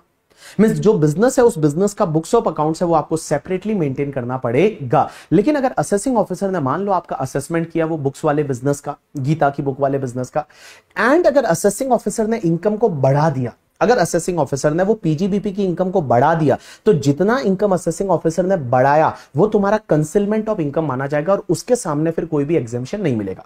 देखो गीता की बुक का बिजनेस है जो इस्कॉन टेंपल का, फॉर एन एग्जांपल उससे उनका इनकम हुआ पीजीबीपी का 1 करोड़, तो वो 1 करोड़ पे आप 15%, 85% अप्लाइड वगैरह करिए। बट मान लो उन्होंने एओ ने असेसमेंट किया और एओ ने वो गीता की बुक्स जो बेचने का बिजनेस था उसकी इनकम 1 करोड़ से रेज करके 1.2 करोड़ कर ली। तो जो 20 लाख का इनकम बढ़ा ना, इस 20 लाख की इनकम के सामने आपको फिर कोई भी एग्जेम्पशन नहीं मिलेगा और वो 20 लाख पे फिर ट्रस्ट को टैक्स भरना पड़ेगा। उसके बाद में एक सेक्शन 11.5 आती है। 11.5 बेटा सेफ मोड, और ये सेक्शन हर जगह लगेगी। एक चीज ध्यान रखना, जो कॉर्पस डोनेशन था वो सेफ मोड में होना चाहिए। उसके साथ साथ में जो आपका 11.2 वाला जो ऑप्शन था वो भी आपका सेफ मोड में पैसा जाना चाहिए। आगे जाके मैं आपको सेक्शन 13 में ये बता दूंगा ट्रस्ट का जितना भी पैसा है वो सेफ मोड में होना चाहिए। अगर ट्रस्ट का पैसा सेफ मोड में नहीं गया तो ध्यान रखना वो सीधा टैक्सेबल हो जाता है @30% under section 115 BBI. Under section 115 BBI पूरा 30% से टैक्सेबल हो जाएगा जितना पैसा आपने सेफ मोड में नहीं डाला। अब आप बोलोगे सेफ मोड कैसे याद रखे? तो देखो सेफ मोड का मतलब होता है आप क्या करते हैं, या तो कि गवर्नमेंट के सेविंग सर्टिफिकेट खरीदते हैं, गवर्नमेंट सिक्योरिटी आप याद रखिए, या फिर आप यूटीआई की यूनिट्स खरीदते हैं, सेंट्रल गवर्नमेंट स्टेट गवर्नमेंट की कोई भी सिक्योरिटी खरीदते हैं तो गवर्नमेंट सिक्योरिटी में पैसा डालते हैं, या फिर आप यूटीआई की यूनिट्स खरीदते हैं, या फिर आप डिबेंचर खरीदते हैं कैसी किसी भी कंपनी के जिसको गवर्नमेंट ने गारंटी दी है, ऐसी कंपनी के डिबेंचर खरीदते हैं, या फिर म्यूचुअल फंड की यूनिट खरीदते हैं, या इक्विटी शेयर खरीदते हैं डिपॉजिटरी के। डिपॉजिटरी का मतलब होता है तुम्हारा सीडीएसएल एंड एनएसडीएल, उसके शेयर खरीदते हैं वो चलेगा, या फिर कोई भी स्टॉक सर्टिफिकेट खरीदते हैं जो कि सोवरेन गोल्ड बॉन्ड स्कीम 2015 में दे रखा है, या शेयर्स खरीदते हैं एनएसडीसी के, या फिर share of stock exchange and subsidiary of stock exchange NSC BSc के शेयर खरीदते हैं तो चलेगा। तो कुल मिला के एक बात बताऊं, ये जो पहला वाला पार्ट था उसमें आपको ऐसा याद रखना है कि या तो गवर्नमेंट सिक्योरिटी में इन्वेस्ट करते हैं, कोई भी म्यूचुअल फंड की यूनिट्स खरीदते हैं, यूटीआई की यूनिट्स खरीदते हैं, या फिर डिपॉजिटरी के शेयर्स खरीदते हैं, या स्टॉक एक्सचेंज के शेयर खरीदते हैं करके, ठीक है, तो वो तुम्हारा सेफ इन्वेस्टमेंट माना जाएगा। बट रिलायंस के शेयर खरीद सकते हैं नहीं, पेटीएम के शेयर खरीद सकते हैं नहीं, इन सब कंपनीज के शेयर नहीं खरीद सकते, सिर्फ डिपॉजिटरीज के शेयर खरीद सकते हैं, स्टॉक एक्सचेंज के शेयर खरीद सकते हैं। दूसरा बोलते हैं कि पोस्ट ऑफिस सेविंग अकाउंट में पैसा डालते हैं, या फिर कोई भी शेड्यूल बैंक या कोऑपरेटिव बैंक या इंडस्ट्रियल डेवलपमेंट बैंक के साथ में डिपॉजिट करते हैं। तो या तो पोस्ट ऑफिस सेविंग बैंक में पैसा डालते हैं, या कोई शेड्यूल बैंक के साथ में अकाउंट में पैसा डालते हैं, एफडी वगैरह, आरडी वगैरह, सेविंग बैंक अकाउंट वगैरह, करंट अकाउंट वगैरह, वहां पैसा पड़ा है चलेगा। कोऑपरेटिव बैंक में पैसा पड़ा है चलेगा, इंडस्ट्रियल डेवलपमेंट बैंक में पैसा पड़ा है चलेगा, लेकिन यहां पे एनबीएफसी नहीं लिखा हुआ। ध्यान रखना गाइस, और एग्जामिनर वहीं पे कैच करता है कि अगर आपने एनबीएफसी में पैसा डाला तो फिर वायलेशन हो गया, और एनबीएफसी में पैसा डाला तो वायलेशन हो गया, तो वो टैक्सेबल हो जाएगा अंडर सेक्शन 115 बीबीआई @30%। तीसरा क्या बोलता है कि अगर कोई भी ट्रस्ट है वो इन्वेस्टमेंट कर सकता है और डिपॉजिट कर सकता है in any public sector company. Public sector company का मतलब होता है गवर्नमेंट कंपनी। गवर्नमेंट कंपनी का मतलब एग्जांपल के लिए आज की डेट में बीपीसीएल है, या फिर इंडियन ऑयल कॉर्पोरेशन है, या फिर आपके जो भेल है, जितनी भी आपकी पब्लिक सेक्टर कंपनी है, आईआरसीटीसी है, रेलवे है, तो ये पब्लिक सेक्टर कंपनी में आएगा, तो इनकी कोई भी इन्वेस्टमेंट कर सकता है, इनके साथ में डिपॉजिट कर सकता है। लेकिन सर क्वेश्चन ये आता है कि अगर पब्लिक सेक्टर कंपनी आगे जाके पब्लिक सेक्टर कंपनी नहीं रही तो क्या होगा? जैसे एग्जांपल के लिए आज की डेट में आपका आईओसीएल करके कंपनी है, इंडियन ऑयल कॉर्पोरेशन लिमिटेड, वो पब्लिक सेक्टर है, लेकिन आईओसीएल को for an example Reliance industries limited ने खरीद लिया, तो क्या होगा? अगर रिलायंस इंडस्ट्रीज लिमिटेड ने खरीद लिया तो लॉ मेकर्स ये बोलते हैं कि पब्लिक सेक्टर कंपनी जिस डेट पब्लिक सेक्टर कंपनी नहीं रही उस डेट से लेके अगले 3 साल तक अगर आपके पास रिलायंस के शेयर है चलेगा, वो तुम्हारा लेजिटिमेट इन्वेस्टमेंट माना जाएगा। मिस पब्लिक सेक्टर कंपनी जिस डेट को पब्लिक सेक्टर कंपनी नहीं रही उस डेट से नेक्स्ट 3 इयर्स तक अगर आपका इन्वेस्टमेंट रिलायंस में है, एज रिलायंस के शेयर होल्ड करते हो, वो लेजिटिमेट इन्वेस्टमेंट माना जाएगा। लेकिन जैसे ही 3 इयर्स एक्सपायर हो जाएगा उसके बाद इलेजिटिमेट हो जाएगा और आपके लिए इनकम टैक्सेबल हो जाएगी, मिस वो अमाउंट टैक्सेबल हो जाएगा, वायलेशन माना जाएगा 11(5) का। लेकिन अगर मान लो आपने आईओसीएल के कोई बॉन्ड्स खरीदते थे, डिवेंचर खरीदे थे, तो जब तक वो मैच्योर नहीं होते, मैच्योरिटी भले वो 3 साल के बाद है, 10 इयर्स बाद मैच्योरिटी है, वो मैच्योरिटी जब तक आएगी ना तब तक ये माना जाएगा कि आपका लेजिटिमेट इन्वेस्टमेंट है करके, ठीक है। चलिए उसके बाद में अगर आप इन्वेस्टमेंट करते हैं in the bonds of approved financial corporation या public companies providing the long term finance, जो लॉन्ग टर्म फाइनेंस प्रोवाइड करती है उन कंपनीज के जो अप्रूव फाइनेंशियल कॉर्पोरेशन या पब्लिक कंपनीज है उनके बॉन्ड्स में अगर आप इन्वेस्ट करते हैं चलेगा, या फिर इमूवेबल प्रॉपर्टी खरीदते हैं तो चलेगा। उसके बाद में एक सेक्शन 11(6) आती है, वो ये बोलती है कि अगर मान लो जब आप कोई भी असेट खरीदते हो तो असेट्स को भी तो आप अप्लाइड में ले सकते हो, और जब असेट को आप अप्लाइड में ले सकते हो तो क्या उस पर डेप्रीशिएशन अलाउ होगा? आंसर इज नो, उस पर डेप्रीशिएशन नहीं मिलेगा भाई, डबल डिडक्शन थोड़ी ले सकते हो। तो अगर कोई असेट है उसको ही आपने अप्लाइड में ले लिया तो फिर उस पर डेप्रीशिएशन है वो आपको अलाउ नहीं होगा। उसके बाद एक सेक्शन आती है 11(7). 11(7) ये बोलती है, नेक्स्ट सेक्शन आता है आपका 11(7). 11(7) क्या बोलता है पता है? कि अगर ट्रस्ट है वो अगर एग्जेम्पशन लेता है अंडर सेक्शन 11 एंड 12 की, तो सर क्वेश्चन ये आता है कि ट्रस्ट जो एग्जेम्पशन है वो किसी और 10 की सेक्शन की एग्जेम्पशन ले सकता है या नहीं। तो जैसे कोई ट्रस्ट है जिसको अब आप 12AA या 12AB में जब रजिस्टर करा देते हो तो रजिस्टर कराने के बाद उसको जो एग्जेम्पशन मिलती है वो अंडर सेक्शन 11-12 मिलती है। बेसिकली एग्जेम्पशन तो अंडर सेक्शन 11 ही मिलती है, लेकिन हम उसको बोलते हैं 11-12 में मिलती है। तो अगर कोई ट्रस्ट को एग्जेम्पशन है वो 11 में मिलती है तो सर क्वेश्चन ये आता है कि 10 की सीरीज की अदर एग्जेम्पशन ले सकता है नहीं? आंसर इज नो, नहीं ले सकता। लेकिन गाइस इसका एक एक्सेप्शन है, यहां पे ये बोला हुआ है कि सेक्शन 10(1) की एग्जेम्पशन ले सकता है। 10(1) का मतलब होता है एग्रीकल्चर इनकम। तो अगर कोई ट्रस्ट है जैसे तिरुपति बालाजी ट्रस्ट है, उन्होंने कोई एग्रीकल्चर इनकम कमाई तो एग्रीकल्चर इनकम का जो इनकम रहेगा ना वो पूरा एग्जेम्प्ट कर दो 10(1) में, और बाकी वाला जो इनकम रहेगा उस पे आपको 11-12 में एग्जेम्प्ट करना है, मींस 15%, 85% वगैरह करना है। लेकिन यहां पे पहले लाइन में ये बोला हुआ है कि वो जो ट्रस्ट है वो 10(1) का एग्जेम्पशन ले सकता है, 1023C का ले सकता है, 1023EA का ले सकता है, EC का ले सकता है, ED का ले सकता है, 1046 का ले सकता है, 1046A का ले सकता है, 1046B का ले सकता है। लेकिन गाइस यहां पे मैं आपको एक समराइज वे में बता रहा हूं जो ध्यान देने की कोशिश करता। एक चीज ध्यान रखना कि अगर कोई ट्रस्ट है, आप सिर्फ इतना याद रखना जितना मैं अभी बोल रहा हूं कि जितना भी ट्रस्ट है वो ट्रस्ट अगर मान लो 11 का एग्जेम्पशन ले रहा है तो वो 10 की सीरीज की कोई भी एग्जेम्पशन नहीं ले सकता, लेकिन 10(1) एग्रीकल्चर इनकम का एग्जेम्पशन ले सकता है। अब यहां पे इसका प्रोवाइजो ये बोलता है कि अगर कोई ट्रस्ट है वो अगर 12AA या 12AB में जब रजिस्टर्ड हो जाता है तो उसका अगर कोई भी अप्रूवल दे रखा है वो अप्रूवल 1023C क्लॉज नंबर 4, 5, 6, 6 से में दे रखा है, या फिर 1023EA, EC, ED 1046 में दे रखा है, तो वो वाला जो अप्रूवल है ना वो तुम्हारा क्या हो जाएगा? इन ऑपरेटिव हो जाएगा। मिस यहां पे 12AA और 12AB का जो रजिस्ट्रेशन है वो रजिस्ट्रेशन इन ऑपरेटिव हो जाएगा। अब आप मुझे बोलोगे सर एक बात बताओ, ये 1023EA, 1023EC, 1023ED ये सब क्या होता है? ये 1023C क्लॉज नंबर 4, 5, 6, 6 से क्या होता है? तो एक बात बताऊं, ये 1023C क्लॉज नंबर 4, 5, 6, 6 के बारे में तो अभी मैं थोड़ी देर में आपको बताऊंगा कि जो बड़ी बड़ी हॉस्पिटल्स रहती है, जो बड़ी बड़ी स्कूल्स रहती है, उनको जो अप्रूवल मिलता है वो इस सेक्शन में मिलता है। उसके बाद में ये वाली जो सेक्शन है ना ये किससे रिलेटेड है? या तो गवर्नमेंट का ट्रस्ट है, जैसे 1046 है वो गवर्नमेंट की ट्रस्ट की बात करता है, और यहां पे इसका जो है ये जैसे कोर सेटलमेंट गारंटी कमीशंस वगैरह होते हैं, तो ये जो होते हैं ना इनके केस में क्या होता है, गवर्नमेंट ने स्पेसिफिकली एग्जेम्पशन दे रखा है, तो ये लोग जो है वो एग्जेम्पशन आपके 11 का नहीं ले सकते। तो आप इसको एक काम करो, जैसा मैं बोलता हूं वैसे आप याद रखिए कि अगर कोई ट्रस्ट है वो ट्रस्ट ने क्या किया, अगर 12AA 12AB में रजिस्टर्ड है तो वो सेक्शन 11 का एग्जेम्पशन लेगा, उसके साथ में 10 की सीरीज की कोई एग्जेम्पशन नहीं लेगा।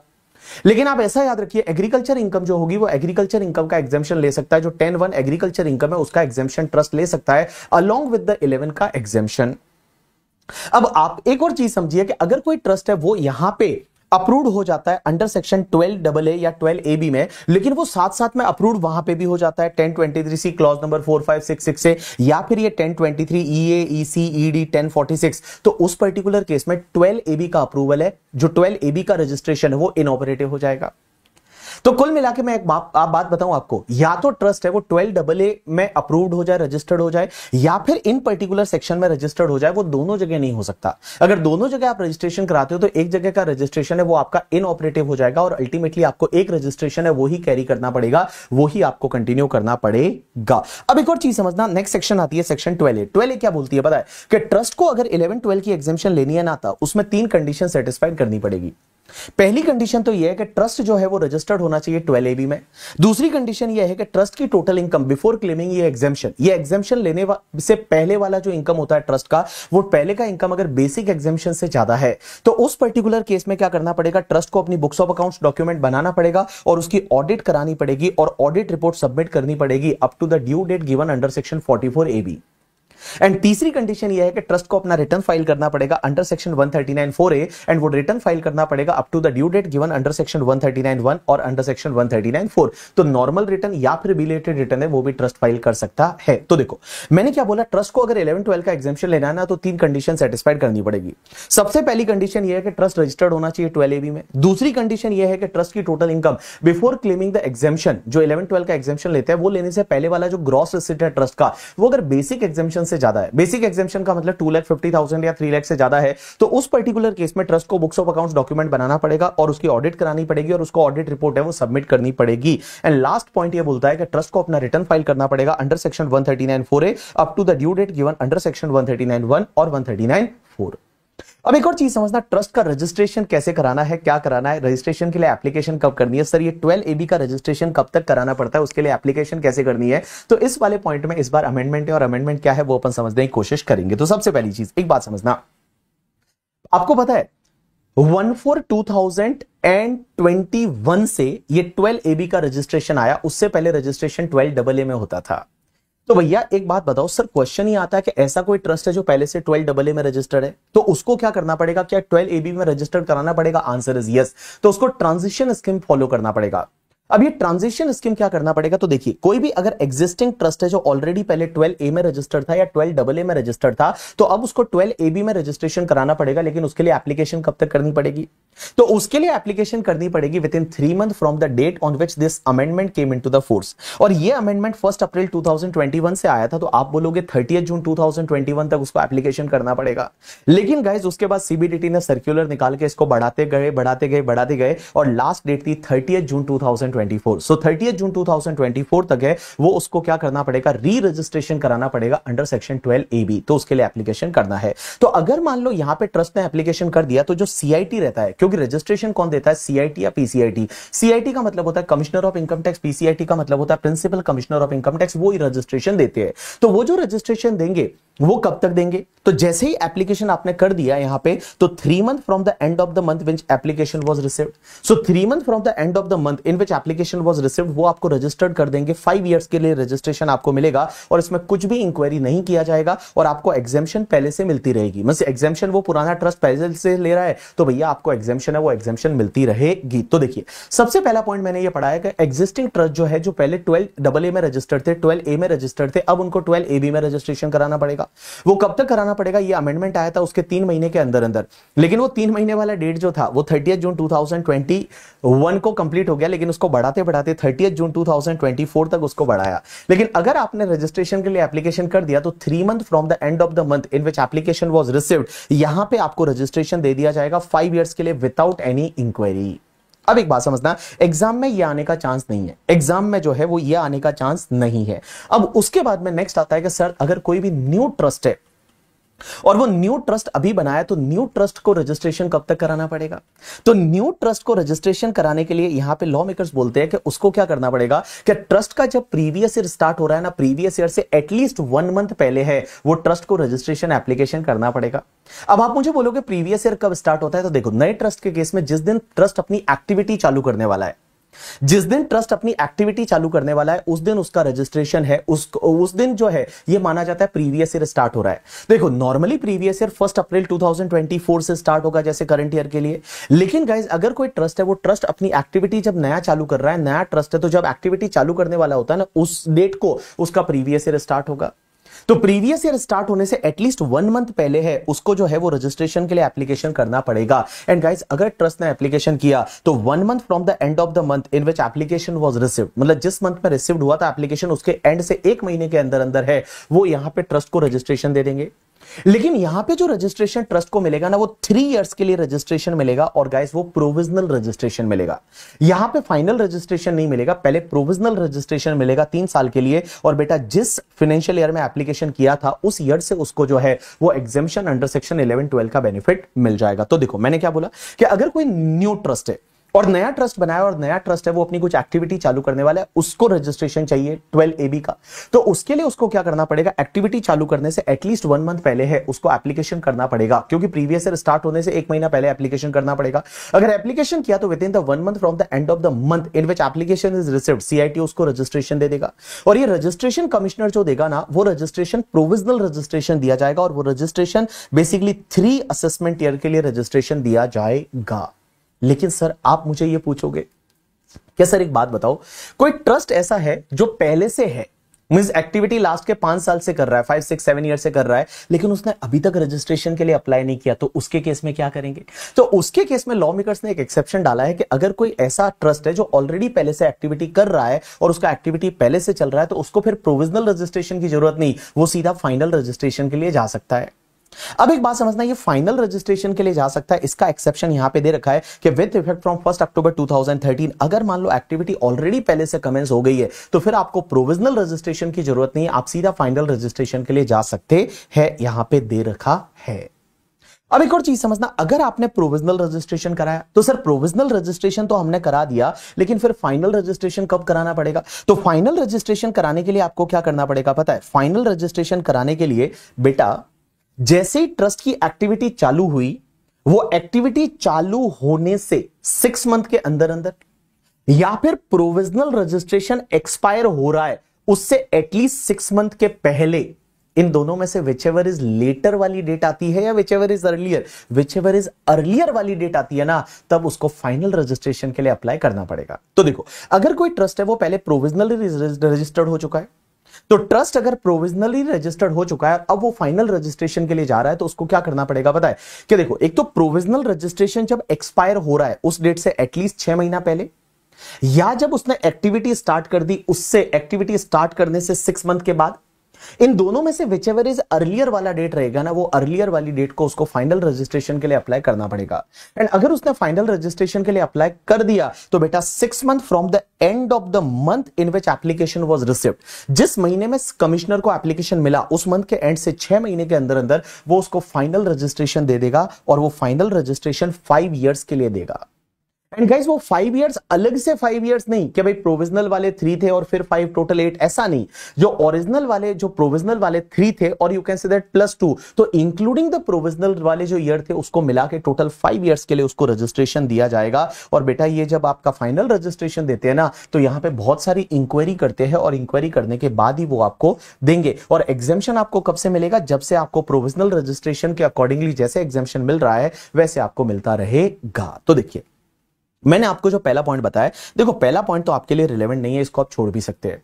दूसरा पॉइंट क्या बोलता है कि अगर कोई नया ट्रस्ट है जिसने अभी तक एक्टिविटी वगैरह स्टार्ट नहीं की है और उसको रजिस्ट्रेशन कराना है, तो उसको क्या करना है? प्रीवियस ईयर के स्टार्ट होने से एटलीस्ट 1 मंथ पहले एप्लीकेशन करना है। मिस इन सिंपल वर्ड आप ऐसे याद रखिए, एक्टिविटी चालू करने से एटलीस्ट 1 मंथ पहले एप्लीकेशन करना है। और एप्लीकेशन कर दिया तो उस पर्टिकुलर केस में क्या होगा? 1 month from the end of the month in which application was received by the CIT, commissioner will give you the provisional registration for the 3 assessment year without any inquiry, आपको registration मिल जाएगा।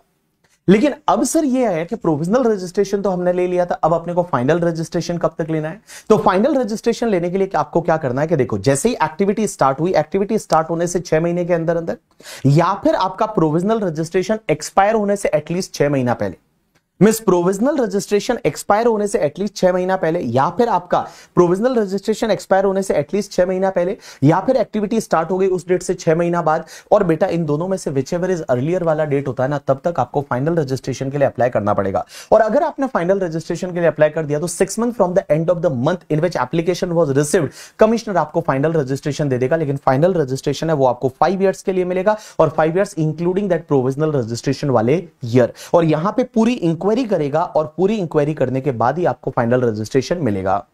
अब एक और चीज समझना, यहां पे टाइम लिमिट चेंज हो गई है। पहले यहां पे क्या था कि 6 month from the end of the month था in which application was received, but बेटा 1 अक्टूबर 2024 से ये टाइम चेंज हो गया 6 month from the end of the quarter in which application was received हो गया है। तो विद इफेक्ट फ्रॉम 1 अक्टूबर 2024 या उसके बाद में अगर आपका जो एप्लीकेशन है तो उस पर्टिकुलर केस में ये 6 month from the end of the quarter हो जाएगा in which application is received by the CIT. चलिए उसके बाद में सर एक बात बताइए, हमने फाइनल रजिस्ट्रेशन भी ले लिया।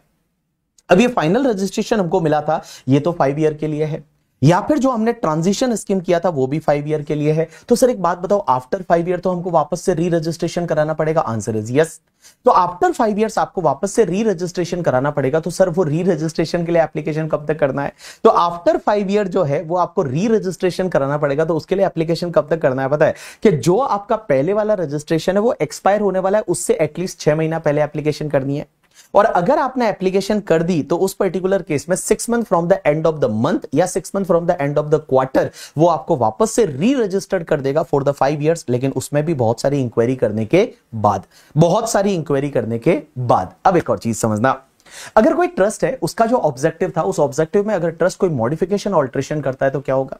तो ट्रस्ट के ऑब्जेक्टिव में अगर ट्रस्ट है वो मॉडिफिकेशन ऑल्ट्रेशन करता है तो उस पर्टिकुलर केस में ध्यान रखना, जैसे ही मॉडिफिकेशन ऑल्ट्रेशन किया वो मॉडिफिकेशन की डेट से 30 डेज के अंदर अंदर आपको वापस से फ्रेश रजिस्ट्रेशन के लिए अप्लाई करना पड़ेगा।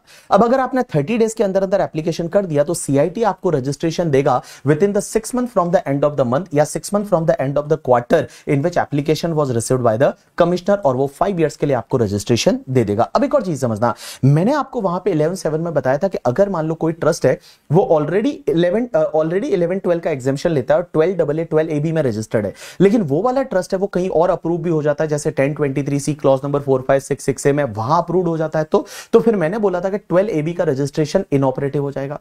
लेकिन सर 12AB का रजिस्ट्रेशन अगर इनऑपरेटिव हो गया तो क्या वापस हम ऑपरेटिव करा सकते हैं? हमको वो 1023C वाला वगैरह नहीं चाहिए, तो हम क्या यहां पे 12AB का रजिस्ट्रेशन ऑपरेटिव करा सकते हैं? Answer is yes.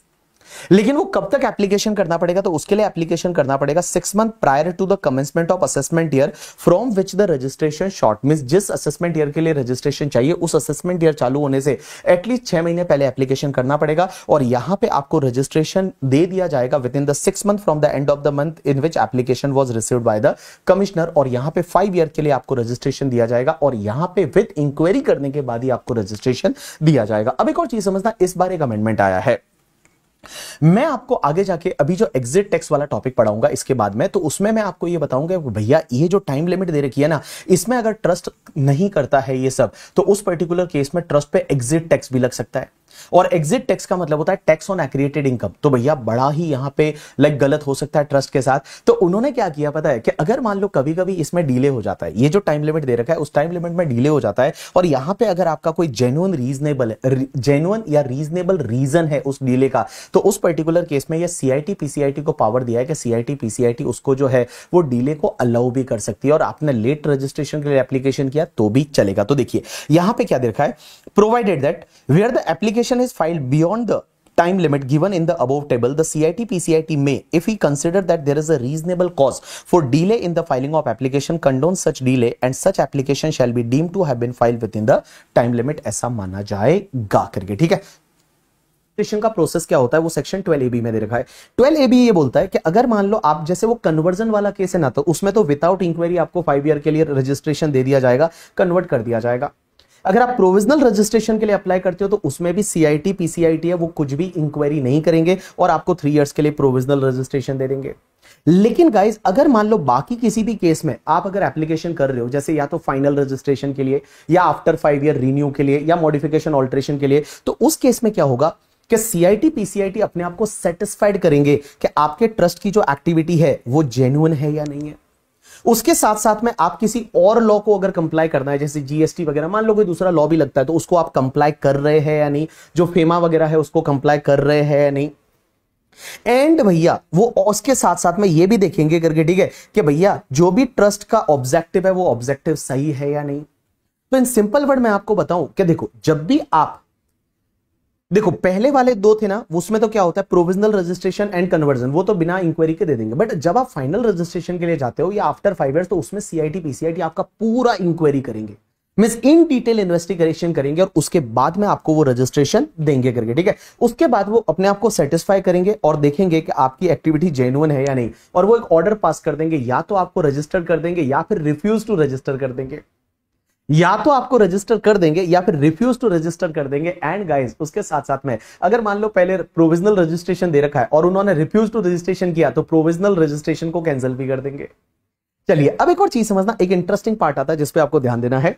Law makers ये बोलते हैं कि अगर मान लो कोई ट्रस्ट है, उसको मान लो रजिस्ट्रेशन दे दिया, प्रोविजनल रजिस्ट्रेशन या फाइनल रजिस्ट्रेशन कोई भी दे दिया, लेकिन बाद में जाके अगर सीआईटी को लगता है कि उस ट्रस्ट ने कोई स्पेसिफाइड वायलेशन कर दिया है, स्पेसिफाइड वायलेशन कर दिया, क्या कर दिया, स्पेसिफाइड वायलेशन कर दिया, अगर सीआईटी पीसीआईटी को लगता है कि उस ट्रस्ट ने स्पेसिफाइड वायलेशन कर दिया। अब आप बोलोगे स्पेसिफाइड वायलेशन क्या होता है, तो स्पेसिफाइड वायलेशन को यहां डिफाइन कर रखा है। स्पेसिफाइड वायलेशन का मतलब अगर कोई ट्रस्ट है, वो ट्रस्ट ने अपना इनकम अपने ऑब्जेक्ट को छोड़ के किसी अदर ऑब्जेक्ट के लिए मान लो यूज किया, या तो ट्रस्ट ने जो इनकम है वो किसी और ऑब्जेक्ट के लिए यूज कर दिया, या फिर ट्रस्ट कोई ऐसा बिजनेस करने लगा जो non incidental to attainment of the main objective of trust है, मींस इंसिडेंटल बिजनेस नहीं है, या फिर इंसिडेंटल बिजनेस है लेकिन उसका बुक्स ऑफ अकाउंट्स मेंटेन नहीं किया, या फिर ट्रस्ट है वो किसी प्राइवेट रिलीजियस पर्पस के लिए काम कर रहा है, सिर्फ मान लो मैंने कोई ट्रस्ट बनाया, मैं और मेरे घर वाले ही दर्शन करेंगे भगवान के, ऐसा कर रहा है, या ट्रस्ट जो है वो पर्टिकुलर रिलीजियस कम्युनिटी या कास्ट के लिए काम करने लग गया,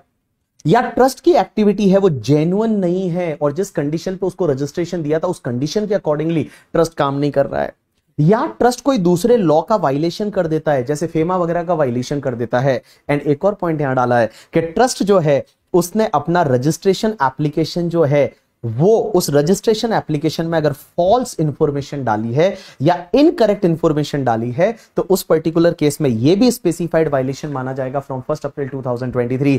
एंड गाइस कमिश्नर क्या करेगा, अगर मान लो सीआईटी पीसीआईटी को पता चलता है कि स्पेसिफाइड वायलेशन हुआ है। स्पेसिफाइड वायलेशन क्या होता है कि अगर मान लो ट्रस्ट है वो क्या कर रहा है, अपने इनकम को किसी और ऑब्जेक्ट के लिए यूज कर रहा है, या उसका वो कोई बिजनेस चालू कर देता है जो नॉन इंसिडेंटल है, या बिजनेस चालू करता है वो इंसिडेंटल है बट उसका books of account separately maintain नहीं कर रहा है, या प्राइवेट रिलीजियस पर्पस के लिए हो जाता है, या स्पेसिफिक कास्ट कम्युनिटी के लिए हो जाता है, या फिर मान लो वो जो ट्रस्ट है उसकी एक्टिविटी जेन्युइन नहीं रहती, या ट्रस्ट है वो किसी और लॉ को कंप्लाई नहीं कर रहा है, या फिर ट्रस्ट ने जो एप्लीकेशन किया था उस एप्लीकेशन में फॉल्स इंफॉर्मेशन इनकरेक्ट इंफॉर्मेशन दी है, तो उस पर्टिकुलर केस में क्या होगा पता है, उस पर्टिकुलर केस में गाइस अगर ऐसा होता है स्पेसिफाइड वायलेशन। अब आप मुझे बोलोगे ये स्पेसिफाइड वायलेशन कैसे पता चला सीआईटी पीसीआईटी को, तो या तो सीआईटी पीसीआईटी ने खुद ने नोटिस किया, या फिर एओ जब असेसमेंट कर रहा था अंडर सेक्शन 1433 स्क्रूटनी, तो एओ को पता चला कि ट्रस्ट ने ऐसा वायलेशन किया, तो एओ अपना केस रेफर किसको करता है, सीआईटी पीसीआईटी को, तो सीआईटी पीसीआईटी को एओ से रेफरेंस मिला है,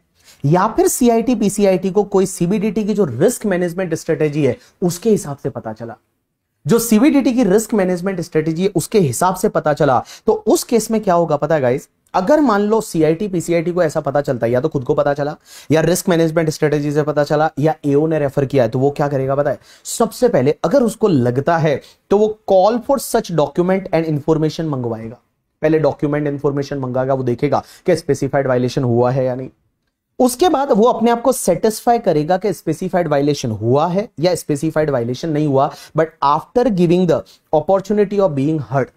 अब एक बात समझना, after giving the opportunity of being heard, अगर मान लो उसको लगता है कि स्पेसिफाइड वायलेशन हुआ है तो वो क्या करेगा, अपॉर्चुनिटी ऑफ बीइंग हर्ड देने के बाद ट्रस्ट का रजिस्ट्रेशन कैंसिल कर देगा उस साल के लिए एंड फ्यूचर ईयर के लिए, उस साल के लिए एंड फ्यूचर ईयर के लिए वो ट्रस्ट का क्या करेगा, रजिस्ट्रेशन कैंसिल कर देगा। बट अगर उसको लगता है कि स्पेसिफाइड वायलेशन नहीं हुआ करके, ठीक है, थोड़ा बहुत गलती हुआ था, स्पेसिफाइड वायलेशन नहीं हुआ, तो भी वो ऑर्डर पास करेगा, और वो ऑर्डर पास करेगा कि भैया स्पेसिफाइड वायलेशन नहीं हुआ, तो refuse to cancel the registration का ऑर्डर पास होगा।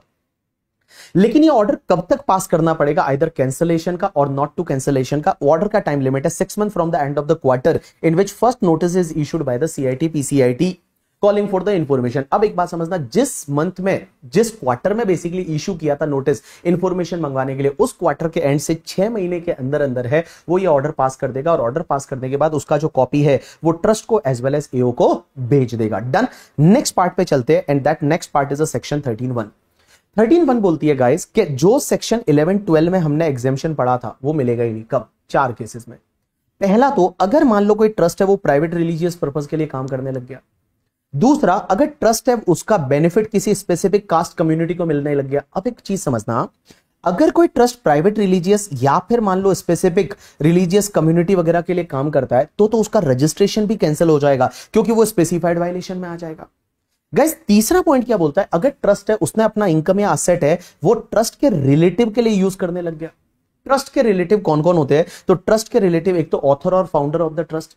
दूसरा, कोई भी पर्सन जिसने ट्रस्ट को 50,000 से ज्यादा का डोनेशन दिया, इसको मैं सब्सटेंशियल कंट्रीब्यूटर बोल सकता हूं। तीसरा, अगर एचयूएफ है, वो एचयूएफ अगर आपका फाउंडर ऑथर या सब्सटेंशियल कंट्रीब्यूटर है तो उसके जितने भी मेंबर है वो ट्रस्ट के रिलेटिव हो जाएंगे। चौथा, ट्रस्टी और manager of the trust. And पांचवा गाइस, ये जितने भी लोग ऊपर कवर हुए हैं उनके जो रिलेटिव है, रिलेटिव का मतलब जो 56-10 में जो अपन ने झाड़का पढ़ा था, 56-10 में जो अपन ने चार्ट पढ़ा था, वही वाले रिलेटिव, वो रिलेटिव भी ट्रस्ट के रिलेटिव माने जाएंगे। एंड गाइस, इनका अगर किसी भी कंसर्न में सब्सटेंशियल इंटरेस्ट है तो वो कंसर्न भी रिलेटिव माना जाएगा। तो गाइस, अगर कोई ट्रस्ट है, इसने ट्रस्टी वगैरह को बेनिफिट दिया, फाउंडर वगैरह को बेनिफिट दिया, तो फिर उसको एग्जेम्पशन 11-12 का नहीं मिलेगा।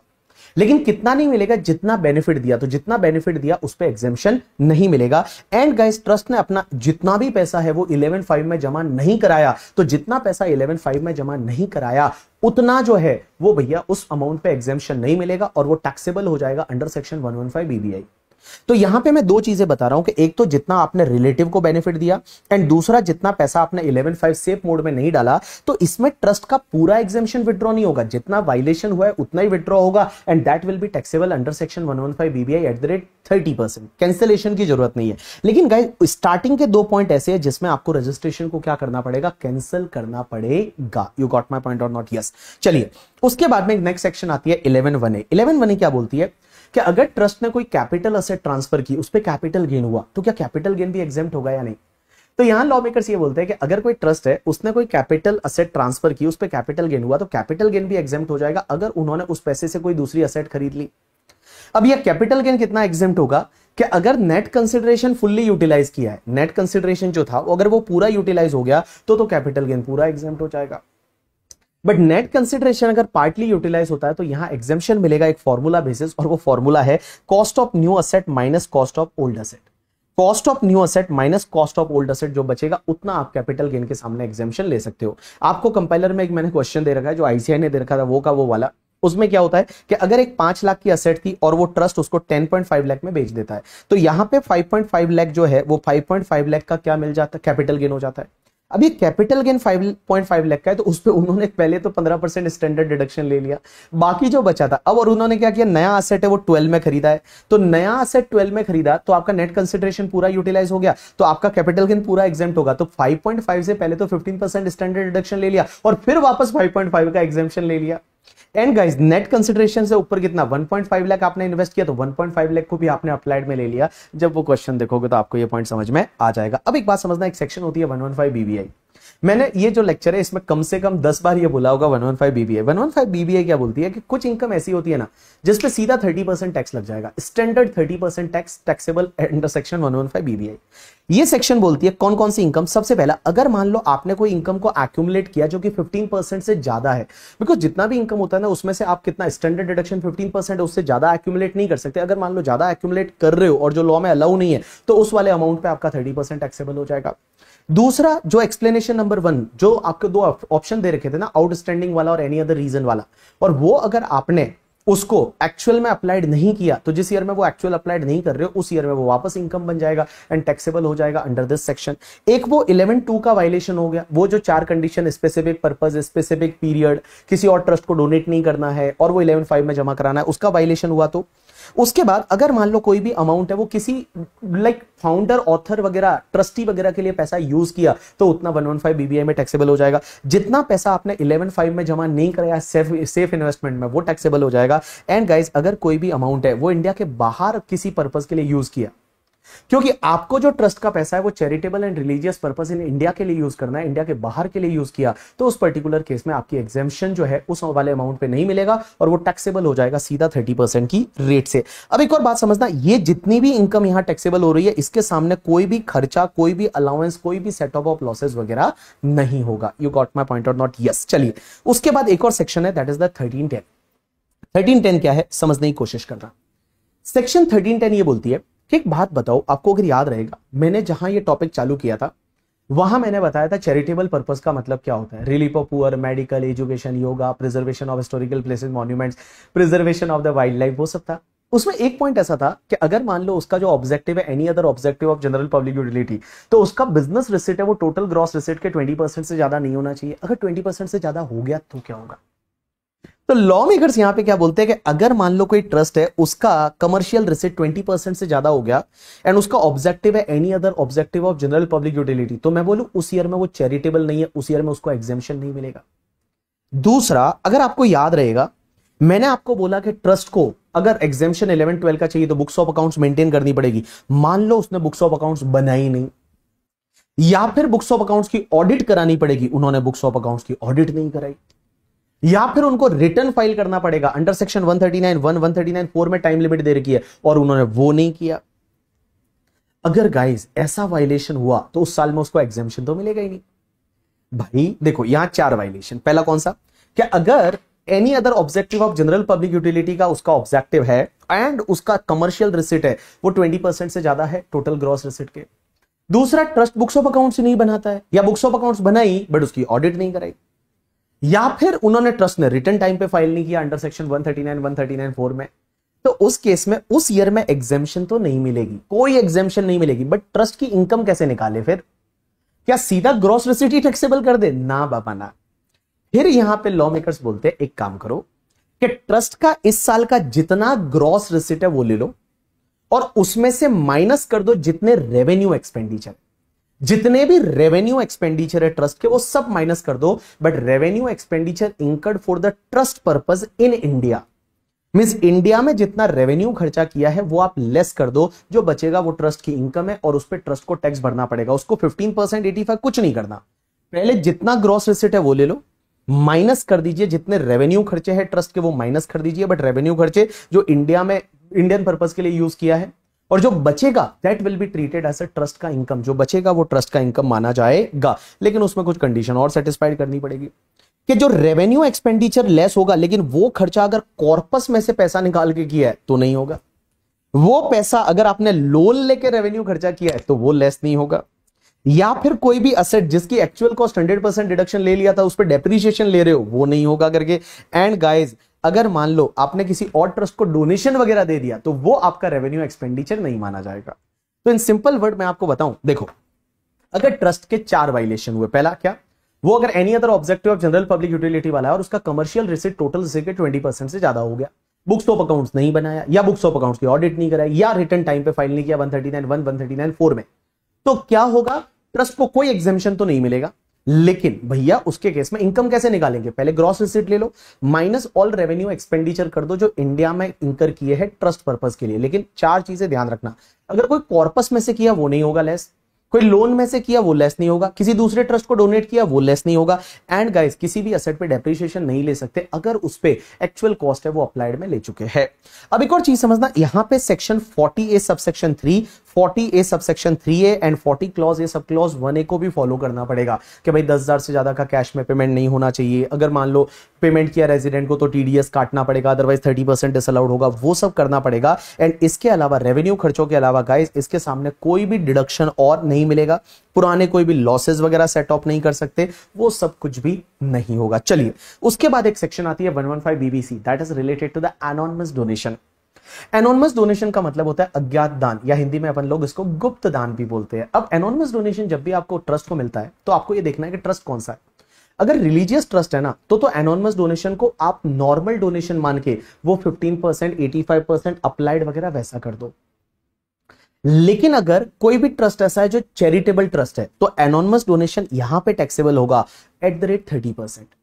या फिर कोई ऐसा भी तो हो सकता है कि चैरिटेबल रिलीजियस दोनों काम के लिए है, तो उस पर्टिकुलर केस में क्या होगा कि जो स्कूल के टूवर्ड्स मिला है या जो हॉस्पिटल के टूवर्ड्स मिला है, means medical and educational institution के टूवर्ड्स मिला है, वो 115 BBC में आएगा, और जो अदर वाला है वो आपके नॉर्मल प्रोविजन के हिसाब से जाएगा। तो मैंने क्या बोला, देखो रिलीजियस ट्रस्ट है तो एनोनिमस डोनेशन को नॉर्मल डोनेशन मान लो, 15%, 85% वगैरह वो सब करो नॉर्मल डोनेशन। बट अगर चैरिटेबल ट्रस्ट है या चैरिटेबल एंड रिलीजियस है तो चैरिटेबल रिलीजियस है तो जो एजुकेशनल इंस्टीट्यूशन और मेडिकल इंस्टीट्यूशन के टूवर्ड्स है उसको यहां पे ले लो, चैरिटेबल ट्रस्ट है तो भी यहां पे ले लो। अब एक बात समझना, एनोनिमस डोनेशन कितना टैक्सेबल होता है। तो लॉ मेकर्स बोलते हैं एक काम करो, पहले आप पूरा एनोनिमस डोनेशन जितना मिला है वो ले लो, उसमें से आप माइनस करोगे 5% of total donation and 1 lakh rupees whichever is higher. 5% of total donation and 1 lakh whichever is higher. ये जो हायर रहेगा वो लेस कर दो, जो बचेगा that will B taxable at the rate 30%। जो बचेगा that will B taxable at the rate 30%। But आपका डाउट यह आएगा कि सर यहां पे जो लेस कर रहे हैं, ये लेस कर रहे हैं ये एग्जेम्प्ट होगा क्या? अरे गाइस ये भी टैक्सेबल होगा, बट ये फिर नॉर्मल रेट में चला जाएगा। मींस ये जो इतना आप लेस कर रहे हो ना, फिर इसको आप नॉर्मल डोनेशन के साथ ले लो और उस पर 15%, 85% अप्लाइड वगैरह वैसा आपको करना है इस वाले पे जितना लेस हो रहा है। बट गाइस जो यहां पे बैलेंस बचा था that is going to be taxable at the rate 30%। You got my point और नॉट? यस। चलिए अब एक और चीज समझना, एक सेक्शन आती है 1023C। 1023C को आप 3 पार्ट में सीखने की कोशिश करेंगे। 1023C क्या बोलती है? सबसे पहला कि पहला पॉइंट में यह बोलेगी कि अगर कोई भी गवर्नमेंट हॉस्पिटल है या गवर्नमेंट एजुकेशनल इंस्टीट्यूशन है, government hospital, government educational institution किसको बोलेंगे? कि जिसका टोटल रिसिट होता है ना उसमें 50% से ज्यादा गवर्नमेंट ग्रांट मिला है। मींस उसकी टोटल रिसिट में 50% से ज्यादा गवर्नमेंट ग्रांट मिला है, that is called government school, government hospital. Guys government school, government hospital का जो भी इनकम होगा ना वो पूरा एग्जेम्प्ट है, इनको कोई भी रजिस्ट्रेशन की जरूरत भी नहीं पड़ती। There is no register, no approval, उनकी इनकम एग्जेम्प्ट है। दूसरा एक सेक्शन होता है that is the 1023C 111AD and 111AE, 111AD and 111AE। ये सेक्शन ये बोलता है कि अगर कोई छोटे छोटे एजुकेशनल इंस्टीट्यूशन है या छोटे छोटे हॉस्पिटल है जिनका ग्रॉस रिसिट है वो पूरे साल का मिला के 5 लाख से ज्यादा नहीं है एंड उनका मेन पर्पस एजुकेशन है, main purpose philanthropic purpose, hospital वगैरह है, उनका प्रॉफिट मोटिव नहीं है, there is no motive of profit, there is not for the profit purpose, तो गाइज उनकी इनकम पूरी एग्जेम्प्ट है, लेकिन इनको भी रजिस्ट्रेशन कराने की जरूरत नहीं है। There is no registration at all, no registration. देखो मैंने क्या बोला कि अगर कोई एजुकेशनल इंस्टीट्यूशन है या मेडिकल इंस्टीट्यूशन है, हॉस्पिटल है और जिनका gross receipt up to 5 crore है एंड देयर प्रॉफिट पर्पस नहीं है, तो उनको कोई रजिस्ट्रेशन कराने की भी जरूरत नहीं, वो 15-85% कुछ भी नहीं, पूरा इनकम एग्जेम्प्ट है।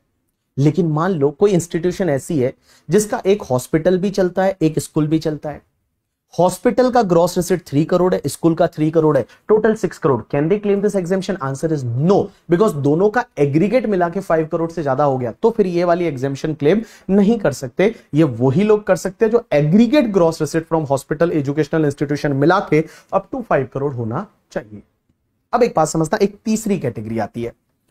तीसरी कैटेगरी ये बोलती है कि भाई साहब अगर कोई ऐसा एजुकेशनल इंस्टीट्यूशन है, ऐसा कोई हॉस्पिटल्स वगैरह है जो इसमें भी कवर नहीं होता, इसमें भी कवर नहीं होता, मींस ना तो गवर्नमेंट है ना छोटा छोटा बड़ा हॉस्पिटल है, जैसे मान लो टाटा मेमोरियल है जो कैंसर हॉस्पिटल है, या ऐसे जो है हॉस्पिटल जैसे रिलायंस का जो है कोकिलाबेन धीरूभाई अंबानी हॉस्पिटल, जो बड़े बड़े हॉस्पिटल्स वगैरह है, तो वो इसमें भी नहीं आ रहे, इसमें भी नहीं आ रहे, तो उनके केस में क्या होगा? तो लॉ मेकर्स बोलते हैं उनके केस में फिर यहां पे एग्जेम्पशन इन सेक्शन में मिलेगी 1023C क्लॉज नंबर 4, 5, 6, 6A में।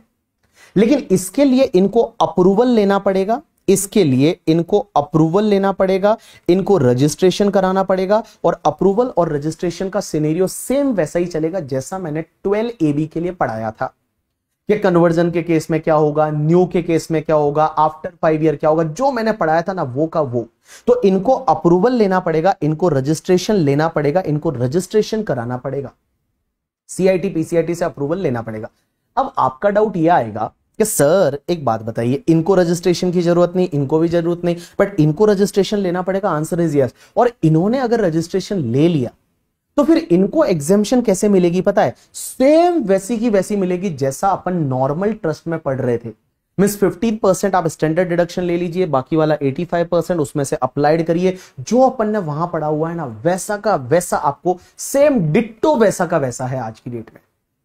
तो आपका डाउट ये रहेगा कि सर मान लो हमने कोई एजुकेशनल इंस्टीट्यूशन वगैरह कोई ट्रस्ट बनाया, तो हम रजिस्ट्रेशन कहां ले? हम 12AB में ले या फिर हम 1023C क्लॉज नंबर 4, 5, 6 से मिले, गाइस आप दोनों में से कहीं भी ले सकते हो, इट्स योर चॉइस।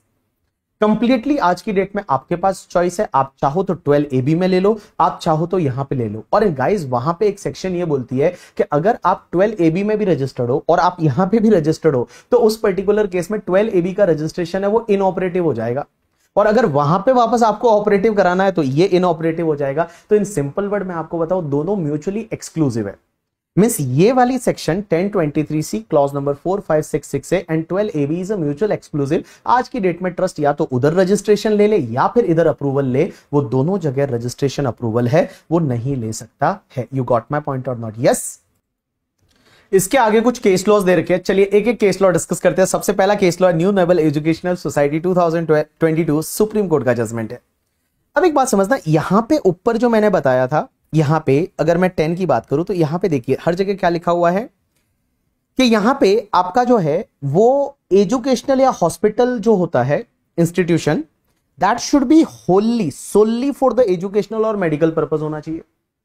तो सोली का मतलब क्या, जैसे यहां पे क्या हुआ कि ये जो सोसाइटी था, ये जो ट्रस्ट था, ये लोग क्या करते हैं कि मान लो ये एजुकेशनल इंस्टीट्यूशन है, एजुकेशनल सर्विस प्रोवाइड कर रहे हैं तो चलेगा, उसके साथ साथ में बुक भी बेच रहे हैं तो चलेगा, अगर बुक्स वगैरह दे रहे हैं तो वो चलेगा, अगर उसके साथ में ट्रांसपोर्टेशन का फैसिलिटी है, बच्चों को घर से लेके आते हैं छोड़ते हैं, वो भी चलेगा, वो आपका एजुकेशनल माना जाएगा। लेकिन एक बात बताओ, क्या ये लोगों ने क्या किया पता है तुमको, अपनी जो प्रीमाइसेस है वो किसी को भाड़े पे दे दी, अपनी जो प्रीमाइसेस है वो किसी को लेट आउट कर दी, भाड़े पे दे दी, तो क्या भाड़ा आ रहा है वो सोनली एजुकेशनल पर्पस माना जाएगा? Answer is no, that will not be treated as a solely educational purpose, और उसमें फिर एग्जेम्पशन नहीं मिलेगा। यू गॉट माय पॉइंट और नॉट? यस। चलिए उसके बाद में नेक्स्ट पॉइंट आता है Ahmedabad urban development authority and others 2022 supreme court का जजमेंट। इस केस में ये बोला गया कि सर एक बात बताइए, जो एनी अदर मोड ऑफ वहां पे जो था ना कि any other objective of general public utility, उसमें जो कमर्शियल रिसिट है वो टोटल रिसिट के 20% से ज्यादा नहीं होना चाहिए।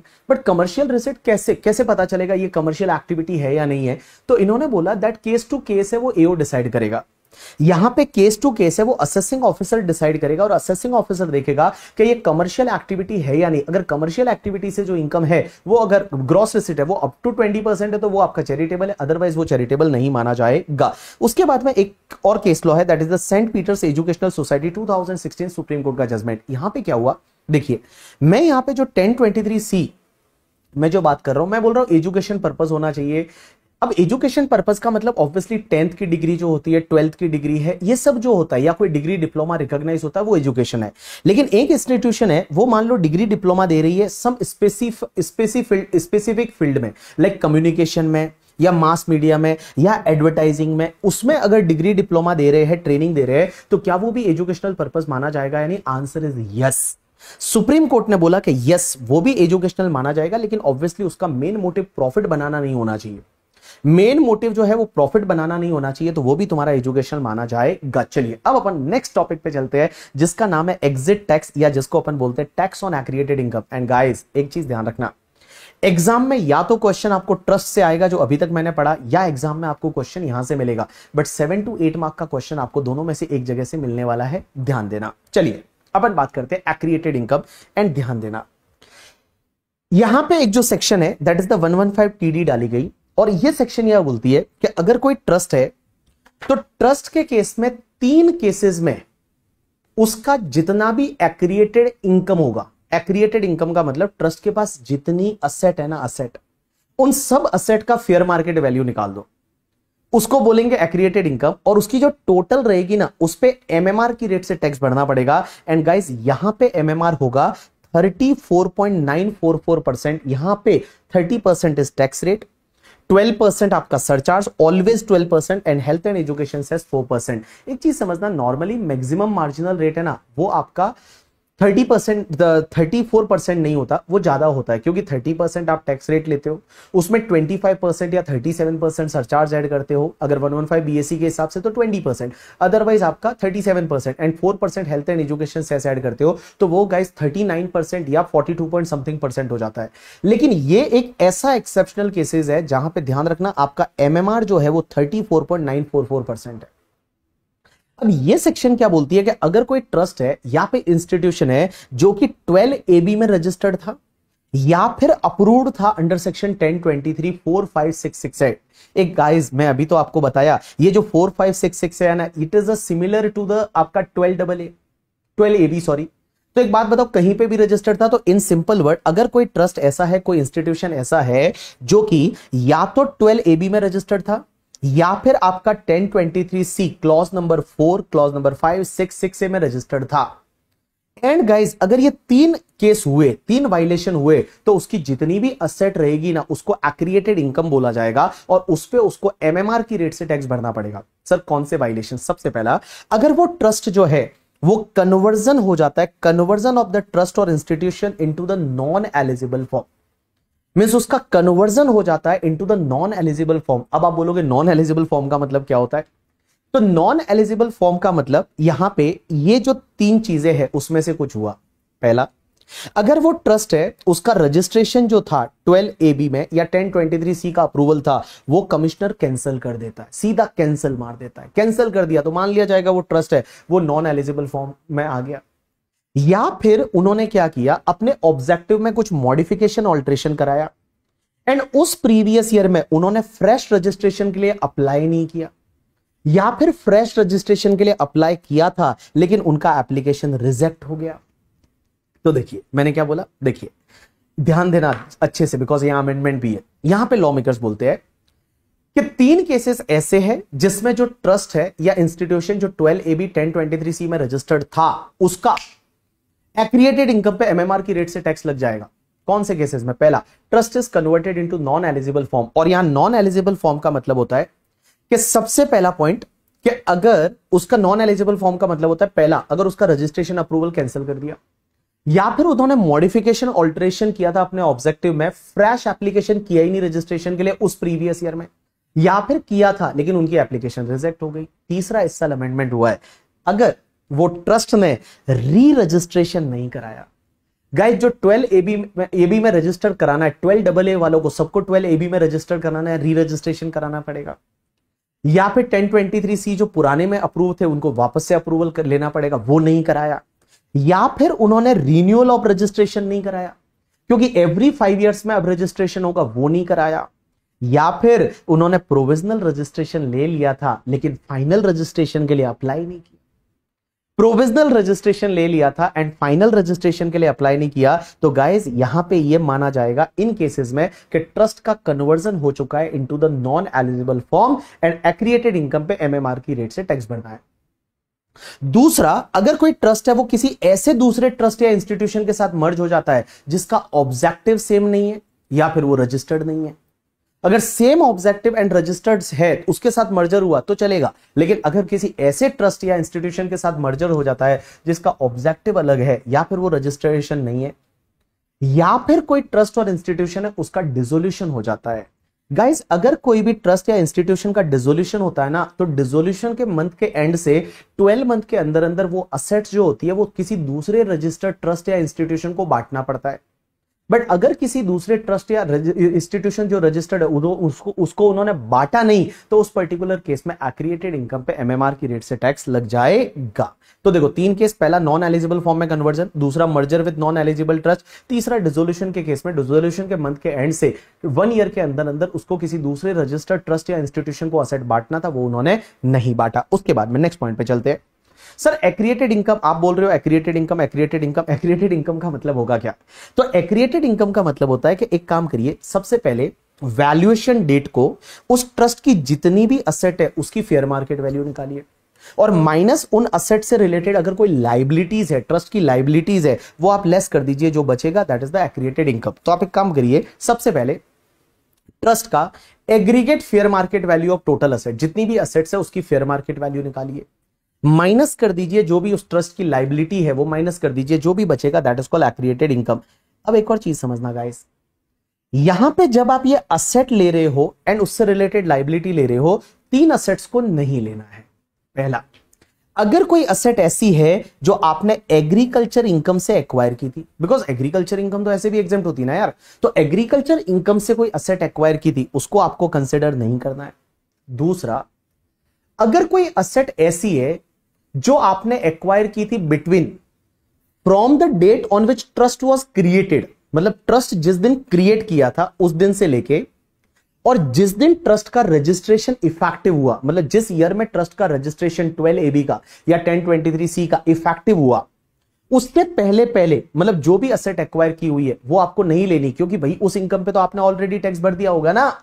एंड तीसरा, डिसोल्यूशन के मंथ के एंड से 12 मंथ के अंदर अंदर जो असेट किसी दूसरे ट्रस्ट को आपने बांट दी है वो असेट्स भी आपको नहीं लेना है। अब क्वेश्चन ये आता है, सर आप बोल रहे हो कि ये जो भी असेट्स रहेगी इसकी फेयर मार्केट वैल्यू जो लेनी है वो वैल्यूएशन डेट को लेनी है। वैल्यूएशन डेट का मतलब क्या होता है? तो देखो, अगर conversion into the non eligible form होता है, अगर रजिस्ट्रेशन कैंसिल कर दिया तो कैंसिलेशन की डेट है वो वैल्यूएशन डेट है। अगर मॉडिफिकेशन ऑल्टरेशन हुआ तो मॉडिफिकेशन की डेट है वो वैल्यूएशन डेट है। अगर ट्रस्ट ने री रजिस्ट्रेशन नहीं कराया या रिन्यूअल नहीं कराया या फाइनल रजिस्ट्रेशन के लिए अप्लाई नहीं किया, तो जब उसका पुराना रजिस्ट्रेशन कंप्लीट हो रहा है, means last date of making the application, means re registration के लिए या फिर आपका रिन्यूअल के लिए या फिर फाइनल रजिस्ट्रेशन के लिए, जो लास्ट डेट थी ना एप्लीकेशन की, वो लास्ट डेट है वो आपकी वैल्यूएशन डेट मानी जाएगी। अगर ट्रस्ट किसी और ट्रस्ट के साथ मर्जर हो जाता है, गलत ट्रस्ट के साथ, तो मर्जर की डेट है वैल्यूएशन डेट।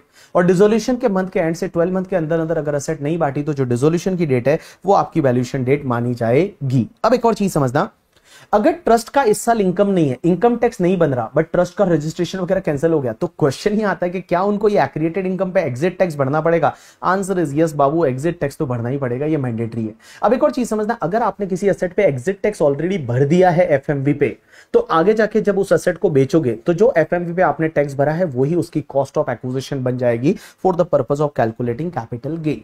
अब क्वेश्चन ये आता है कि सर आप ये एग्जिट टैक्स बार बार बोल रहे हो, ये एग्जिट टैक्स हमको भरना कब तक है गवर्नमेंट को? ये एक्रिएटेड इनकम पे टैक्स, एग्जिट टैक्स भरना कब तक है? ये एग्जिट टैक्स आपको पे करना पड़ेगा with in 14 days. But 14 days कहां से काउंट होंगे? 14 डेज कहां से काउंट होंगे? तो देखो, अगर ट्रस्ट का conversion into non eligible form में हो जाता है, उसका रजिस्ट्रेशन कैंसिल हो गया, अगर कैंसिल हो गया तो कैंसिलेशन के अगेंस्ट में आप आईटेट में जा सकते हो। अगर आईटेट में जाते हो तो आईटेट में जाने का टाइम लिमिट कितना होता है? 60 डेज होता है। अगर आप आईटेट में गए नहीं, तो आईटेट में नहीं गए तो जैसे ही आईटेट में जाने का 60 डेज टाइम लिमिट एक्सपायर हो जाता है, वहां से 14 डेज के अंदर अंदर आपको टैक्स भरना है। लेकिन अगर आप आईटेट में चले गए, अगर आप आईटेट में चले गए तो जब ऑर्डर आएगा कैंसलेशन के, भाई कैंसलेशन सही हुआ था, कैंसलेशन है वो लेजिटिमेट कैंसलेशन था, तो कैंसलेशन का जो ऑर्डर आएगा आईटेट से या कोई कोर्ट से, तो जैसे ही ऑर्डर आया उस ऑर्डर की डेट से 14 डेज के अंदर अंदर आपको ये टैक्स भरना पड़ेगा। दूसरा, अगर मान लो आपका रजिस्ट्रेशन है, वो रजिस्ट्रेशन में आप कुछ मॉडिफिकेशन करते हो, मॉडिफिकेशन ऑल्ट्रेशन करते हो ऑब्जेक्ट में, तो मॉडिफिकेशन ऑल्ट्रेशन करते हो तो उस प्रीवियस ईयर में रजिस्ट्रेशन कराना है, री रजिस्ट्रेशन। बट मान लो उस प्रीवियस ईयर में, देखो वहां पे टाइम लिमिट मॉडिफिकेशन केस में 30 डेज में एप्लीकेशन करने का है, लेकिन यहां पे बोला हुआ है कि उस प्रीवियस ईयर के एंड तक भी एप्लीकेशन कर दिया तो चलेगा। बट मान लो उस प्रीवियस ईयर के एंड तक आपने एप्लीकेशन नहीं किया, तो जैसे ही प्रीवियस ईयर आपका एंड हो जाएगा उसके 14 डेज के अंदर अंदर आपको टैक्स भरना है।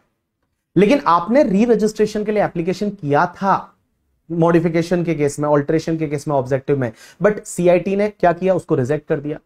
तो रिजेक्ट कर दिया तो उसके अगेंस्ट में आप आईटेट में जा सकते थे। आईटेट में जाने का टाइम लिमिट 60 डेज होता है। अगर 60 डेज कंप्लीट हो गया और आप आईटेट में नहीं गए, तो जैसे ही वो 60 डेज कंप्लीट हुआ उसके 14 डेज के अंदर अंदर आप टैक्स भर दीजिए। अगर आप आईटेट में चले गए और वहां से ऑर्डर आया अप्रूवल का कि आपका तो रिजेक्शन वैलिडेट है, होना ही चाहिए था, रिजेक्शन लेजिटिमेट है, तो रिजेक्शन का ऑर्डर आया अप्रूव्ड ऑफ रिजेक्शन का, तो ऑर्डर की डेट से 14 डेज के अंदर अंदर आप टैक्स भर दीजिए। अगर आप यहां पे क्या करते हैं पता है, अगर आप यहां पे एप्लीकेशन नहीं करते हैं री रजिस्ट्रेशन का या फिर रीन्यूअल का या फिर फाइनल रजिस्ट्रेशन का, तो गाइस जिस ईयर में आपको करना था एप्लीकेशन, उस ईयर के एंड से 14 डेज के अंदर अंदर आपको ये टैक्स भरना पड़ेगा। मर्जर हो जाता है किसी दूसरे ट्रस्ट के साथ जो कि गलत है, तो भैया मर्जर की डेट से 14 डेज के अंदर अंदर, और अगर डिसोल्यूशन हो जाता है तो डिसोल्यूशन के केस में जिस मंथ में डिसोल्यूशन हुआ उस मंथ के एंड से 12 मंथ तक आपको असेट डिस्ट्रीब्यूट करनी थी दूसरे ट्रस्ट को। 12 मंथ जैसे ही कंप्लीट हो जाता है उसके 14 डेज के अंदर अंदर आपको एक्रिएटेड इनकम पे टैक्स भरना पड़ेगा। अगर मान लो आपने नहीं किया तो 15th डे से आप एक तो असेसी इन डिफॉल्ट बन जाओगे और आपको 100% तक पेनल्टी लग सकती है टैक्स का, एंड उसके साथ साथ 15 डेज से आपको 1% per month part of the month की रेट से इंटरेस्ट भी लगेगा जितना टैक्स आपने पे नहीं किया। अब एक बात बताओ, यहां क्वेश्चन आता है कि ट्रस्ट की सर एक्रिएटेड इनकम पे टैक्स भरना है। एक्रिएटेड इनकम आप बार बार बोल रहे हो कि एफएमवी ऑफ असेट ले लो माइनस लायबिलिटी लेस कर दो, बट असेट की एफएमवी निकालनी कैसी है, कैसे निकालनी है? तो आप एक काम करो, ट्रस्ट जो है ना उसका बैलेंस शीट पकड़ो वैल्यूएशन डेट का, और वैल्यूएशन डेट का बैलेंस शीट लेके सबसे पहले असेट साइड में चले जाओ। असेट साइड में जितनी भी असेट है उसकी फेयर मार्केट वैल्यू निकालनी है, जितनी भी असेट है उसकी फेयर मार्केट वैल्यू निकालनी है। लेकिन दो असेट्स को आप छोड़ दो, एक तो जो भी तुम्हारा इनकम टैक्स है, means TDS TCS advance tax है उसको छोड़ दो, एंड दूसरा unamortised amount of deferred revenue expenditure है उसको छोड़ दो। टीडीएस टीसीएस एडवांस टैक्स छोड़ना है, बट अगर मान लो कोई इनकम टैक्स रिफंड बनता है तो रिफंड आपका असेट माना जाएगा। तो पहला तो क्या बोला, टीडीएस टीसीएस एडवांस टैक्स को छोड़ दो, और दूसरा जो डेफर्ड रेवेन्यू एक्सपेंडिचर है उसको छोड़ दो।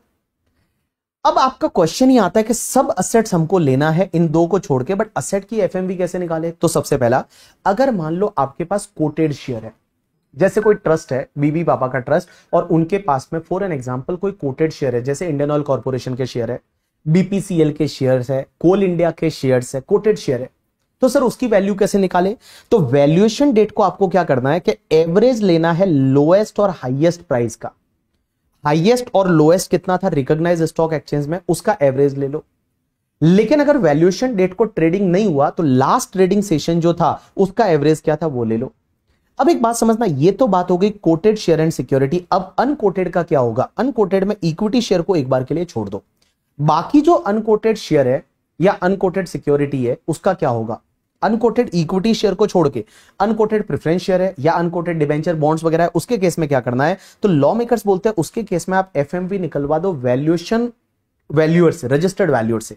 आप एक काम करिए, मर्चेंट बैंकर या अकाउंटेंट से आप वैल्यूएशन रिपोर्ट ले लो। मर्चेंट बैंकर या जो अकाउंटेंट होता है चार्टर्ड अकाउंटेंट, उससे आप वैल्यूएशन एफएमवी का रिपोर्ट ले लो। जो अनकोटेड डिबेंचर है, अनकोटेड बॉन्ड्स है, अनकोटेड प्रेफरेंस शेयर है उनके लिए।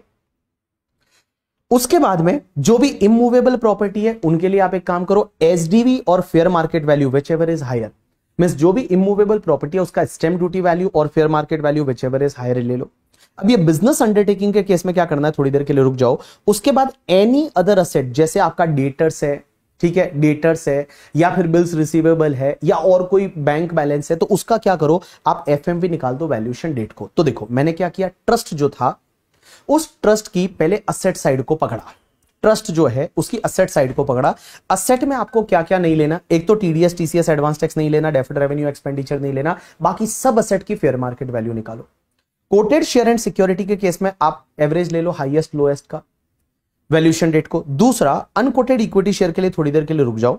दूसरा, unquoted other security other than equity share, उसके लिए एफएमवी निकलवाओ मर्चेंट बैंकर या अकाउंटेंट से। उसके बाद में इमूवेबल प्रॉपर्टी में SDV FMV whichever is higher, and guys any other asset के लिए आप एफएमवी ले लो। लेकिन सर एक बात बताओ, अगर यहां पे कोई अनकोटेड शेयर है तो उसका क्या करेंगे? अनकोटेड शेयर एग्जांपल लेता हूं, जैसे मान लो तिरुपति बालाजी ट्रस्ट है, और तिरुपति बालाजी ट्रस्ट है वो गवर्नमेंट कंपनी के शेयर तो खरीद ही सकता है। बहुत सारी गवर्नमेंट की कंपनी ऐसी है जो अनकोटेड है। एग्जांपल के लिए जैसे आज की डेट में तो ऐसा नहीं है, बट आपको पता है पहले एयर इंडिया जो है, वो एयर इंडिया जो गवर्नमेंट की कंपनी थी बट अनलिस्टेड थी। एयर इंडिया जो है वो गवर्नमेंट की कंपनी थी बट अनलिस्टेड थी। अब एयर इंडिया के जो शेयर है वो मान लो तिरुपति बालाजी ट्रस्ट के पास है, तो उसकी वैल्यू कैसे निकाले? तो सिंपल सी बात है, एयर इंडिया की आप इंट्रिंसिक वैल्यू निकाल दो।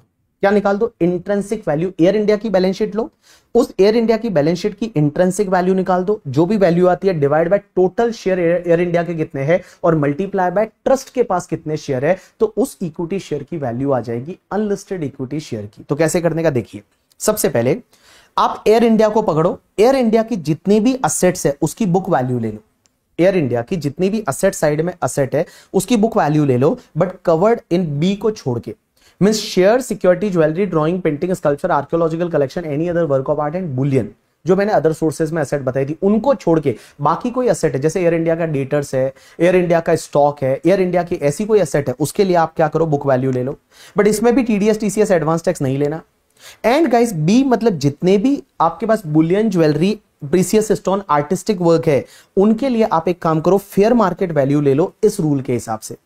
तो एयर इंडिया के पास अगर कोई share, security, jewellery, drawing, painting, sculpture, archaeological collection, any other work of art या बुलियन है, तो उसकी फेयर मार्केट वैल्यू निकालोगे इस रूल के हिसाब से, इस रूल के हिसाब से।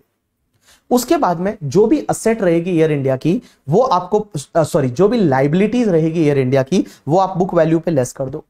बट लाइबिलिटीज में इक्विटी शेयर कैपिटल नहीं लेना है, डिविडेंड जो सेट अपार्ट किया वो नहीं लेना है, रिजर्व एंड सरप्लस नहीं लेना, बट डेप्रिसिएशन रिजर्व है तो आपको लेना है, प्रोविजन फॉर टैक्स नहीं लेना, uncertain liability and contingent liability नहीं लेना, divide by total paid up share capital air India की कितनी है वो ले लो और मल्टीप्लाई बाय ट्रस्ट के पास कितना कैपिटल है उससे मल्टीप्लाई कर दो, तो एयर इंडिया के जो इक्विटी शेयर अनलिस्टेड ट्रस्ट के पास है उसकी वैल्यू आ जाएगी। अब एक और चीज समझना, अगर कोई ट्रस्ट है उसके पास कोई बिजनेस अंडरटेकिंग है, बिजनेस अंडरटेकिंग का मतलब होता है कि ट्रस्ट का मान लो कोई इंसिडेंटल बिजनेस है, एग्जांपल के लिए अपन ने इस्कॉन टेंपल का लिया था, इस्कॉन टेंपल का बुक का बिजनेस वो इंसिडेंटल है, तो उसकी वैल्यू, उस बिजनेस एंटिटी की वैल्यू कैसे निकालोगे, ए प्लस बी माइनस एल, ए का मतलब असेट्स की बुक वैल्यू ले लो, बट वो share, security, jewellery, drawing, painting, sculpture, archaeological collection, any other work of art, उसका क्या लेना है आपको, लाइक फेयर मार्केट वैल्यू, और लाइबिलिटीज आप बुक वैल्यू पे लेस कर दो उस बिजनेस अंडरटेकिंग की, तो उस बिजनेस अंडरटेकिंग की वैल्यू आ जाएगी। अब एक बात समझना, जो ट्रस्ट है तिरुपति बालाजी ट्रस्ट, उसकी जो लाइबिलिटी साइड में जो लाइबिलिटी है उसको कौन सी वैल्यू पे लेना है, तो लाइबिलिटीज को आपको यहां पे बुक वैल्यू पे लेना है। लेकिन लाइबिलिटीज में क्या क्या नहीं आएगा, एक तो जो भी ट्रस्ट का कैपिटल फंड है या कॉर्पस फंड है, एक्यूमुलेटेड फंड है, वो लाइबिलिटी नहीं है।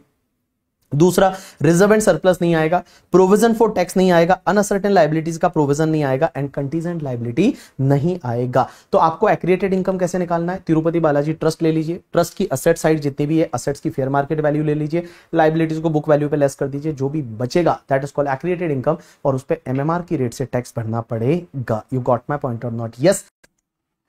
अब एक बात समझना, इस टॉपिक में छोटे छोटे दो अमेंडमेंट्स और है, और वो अमेंडमेंट्स ये है, पहली चीज तो ये मैंने आपको यहां पे क्या बताया था कि जो तुम्हारा 1023C क्लॉज नंबर 4566 से में रजिस्टर्ड आप करा सकते हो, और जो बड़ी बड़ी हॉस्पिटल्स होती है, जो बड़ी बड़ी यूनिवर्सिटी होती है, जो बड़ी बड़ी स्कूल्स होती है, वो क्या कराती है, 1023C क्लॉज नंबर 4566 से में अप्रूवल कराएगी या रजिस्ट्रेशन कराएगी। और मैं बताऊं इसका सिस्टम सेम वैसा ही होता है जैसा 12AB में मैंने आपको बताया कि आपको एप्लीकेशन कब तक करना पड़ेगा, जैसे आप फ्रेश रजिस्ट्रेशन करा रहे हो तो उस पर्टिकुलर केस में एक्टिविटी स्टार्ट होने से 1 महीना पहले आपको रजिस्ट्रेशन के लिए एप्लीकेशन करना पड़ेगा एंड ऑल। तो आपके दिमाग में एक ये पॉइंट आया होगा, सर क्या सेंस बना सर, एक बात बताओ सर, चैरिटेबल के लिए तो एजुकेशन तो चैरिटेबल में भी आता है, मेडिकल तो चैरिटेबल में भी आता है, तो ये ऐसा क्यों कर रहे हैं कि आप एक काम करो, या तो 12AB में रजिस्टर्ड करा दो, या फिर आप 1023C clause number 4, clause number 5, clause number 6 या 6A में अप्रूव करा दो।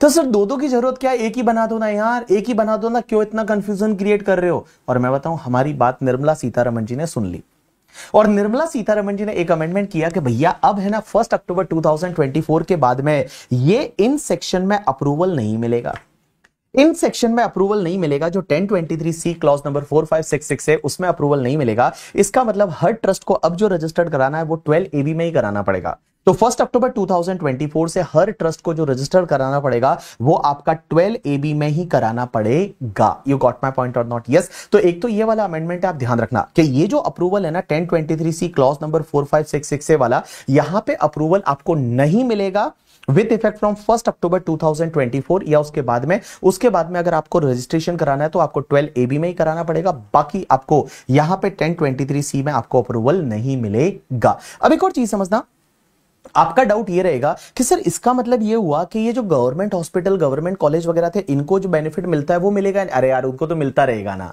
यार, ये वाला बेनिफिट मिलता रहेगा, ये वाला जो 5 करोड़ वाला है ना वो बेनिफिट मिलता रहेगा, उसमें कोई दिक्कत नहीं है करके, ठीक है। लेकिन गाइस यहां पे जो अप्रूव कराने पड़ते थे ना इन ट्रस्ट के केस में 1 अक्टूबर 2024 के बाद में अप्रूवल नहीं दी जाएगी, उनको अगर रजिस्टर्ड कराना है तो वो 12AB में ही जाना पड़ेगा। यू गॉट माय पॉइंट और नॉट? यस। चलिए उसके बाद में जो एक्रिएटेड इनकम वाला टॉपिक है ना, उसमें मैंने आपको क्या बताया कि अगर कोई ट्रस्ट है वो किसी और ट्रस्ट के साथ में मर्ज हो जाता है और वो ट्रस्ट का ऑब्जेक्टिव सेम नहीं है या वो ट्रस्ट रजिस्टर्ड नहीं है, तो उस पर्टिकुलर केस में क्या होगा कि यहां पे एग्जिट टैक्स लग जाएगा, यहां पे एग्जिट टैक्स है वो एग्जिट टैक्स लग जाएगा। लेकिन गाइस इस बार इन्होंने एक अमेंडमेंट किया और it is a confirmatory amendment only. भाई अगर कोई ट्रस्ट है वो किसी दूसरे ट्रस्ट या इंस्टीट्यूशन के साथ में मर्ज हो जाता है और वो दूसरा वाला जो है वो सेम या सिमिलर ऑब्जेक्ट वाला है, एंड उसके साथ साथ में दूसरा वाला जो है वो रजिस्टर्ड अप्रूव्ड भी है, एंड उसके साथ साथ में गवर्नमेंट और भी कोई कंडीशन प्रिस्क्राइब करती है और वो फुलफिल होती है, अगर ये तीनों कंडीशन सेटिस्फाइड हो जाती है ना, अगर ये तीनों कंडीशन सेटिस्फाइड हो जाती है तो उस पर्टिकुलर केस में अगर ये तीनों कंडीशन सेटिस्फाइड हो जाती है, अगर ये तीनों कंडीशन सेटिस्फाइड हो जाती है तो उस पर्टिकुलर केस में एग्जिट टैक्स नहीं लगेगा। तो बड़ा सिंपल सी चीज है ना, अगर कोई ट्रस्ट है वो किसी दूसरे ट्रस्ट या इंस्टीट्यूशन के साथ मर्ज हो रहा है और दूसरा वाला जो है उसका सेम और सिमिलर ऑब्जेक्ट है, दूसरी कंडीशन वो दूसरा वाला रजिस्टर्ड एंड अप्रूव्ड है करके, ठीक है। एंड तीसरी कंडीशन ये है कि और भी कंडीशन जो गवर्नमेंट डालती है वो अगर फुलफिल करता है, अगर ये तीनों कंडीशन सेटिस्फाइड हो जाती है तो उस पर्टिकुलर केस में वो जो ट्रस्ट है ना उसको बेटा यहां एग्जिट टैक्स नहीं लगेगा। यू गॉट माय पॉइंट और नॉट? यस। तो ये सिर्फ कंफर्मेशन के लिए दे मेड द अमेंडमेंट, बाकी सब चीजें यहां पे हो गई। अब एक बात समझना, ये जो टॉपिक है ना, अगर मैं इसके क्वेश्चन की बात करूं तो इसके क्वेश्चन में सर कौन कौन से क्वेश्चन ऐसे हैं जिसमें हमको ध्यान देना पड़ेगा या क्या है क्वेश्चन में? तो अगर मैं क्वेश्चन नंबर 1 की बात करता हूं तो 1 वाला क्वेश्चन बड़ा सिंपल है कि अगर वो पता है चैरिटेबल पर्पस का मैंने आपको डेफिनेशन बताया था, और चैरिटेबल पर्पस के डेफिनेशन में मैंने आपको बताया था कि भैया चैरिटेबल पर्पस में एक वो पता है चैरिटेबल पर्पस में क्या क्या था, एक तो था रिलीफ टू पुअर, उसके बाद में क्या था एजुकेशन, मेडिकल, योगा, उसके बाद preservation of historical places, monuments and preservation of the environment and all, and last वाला क्या था any other objective of general public utility.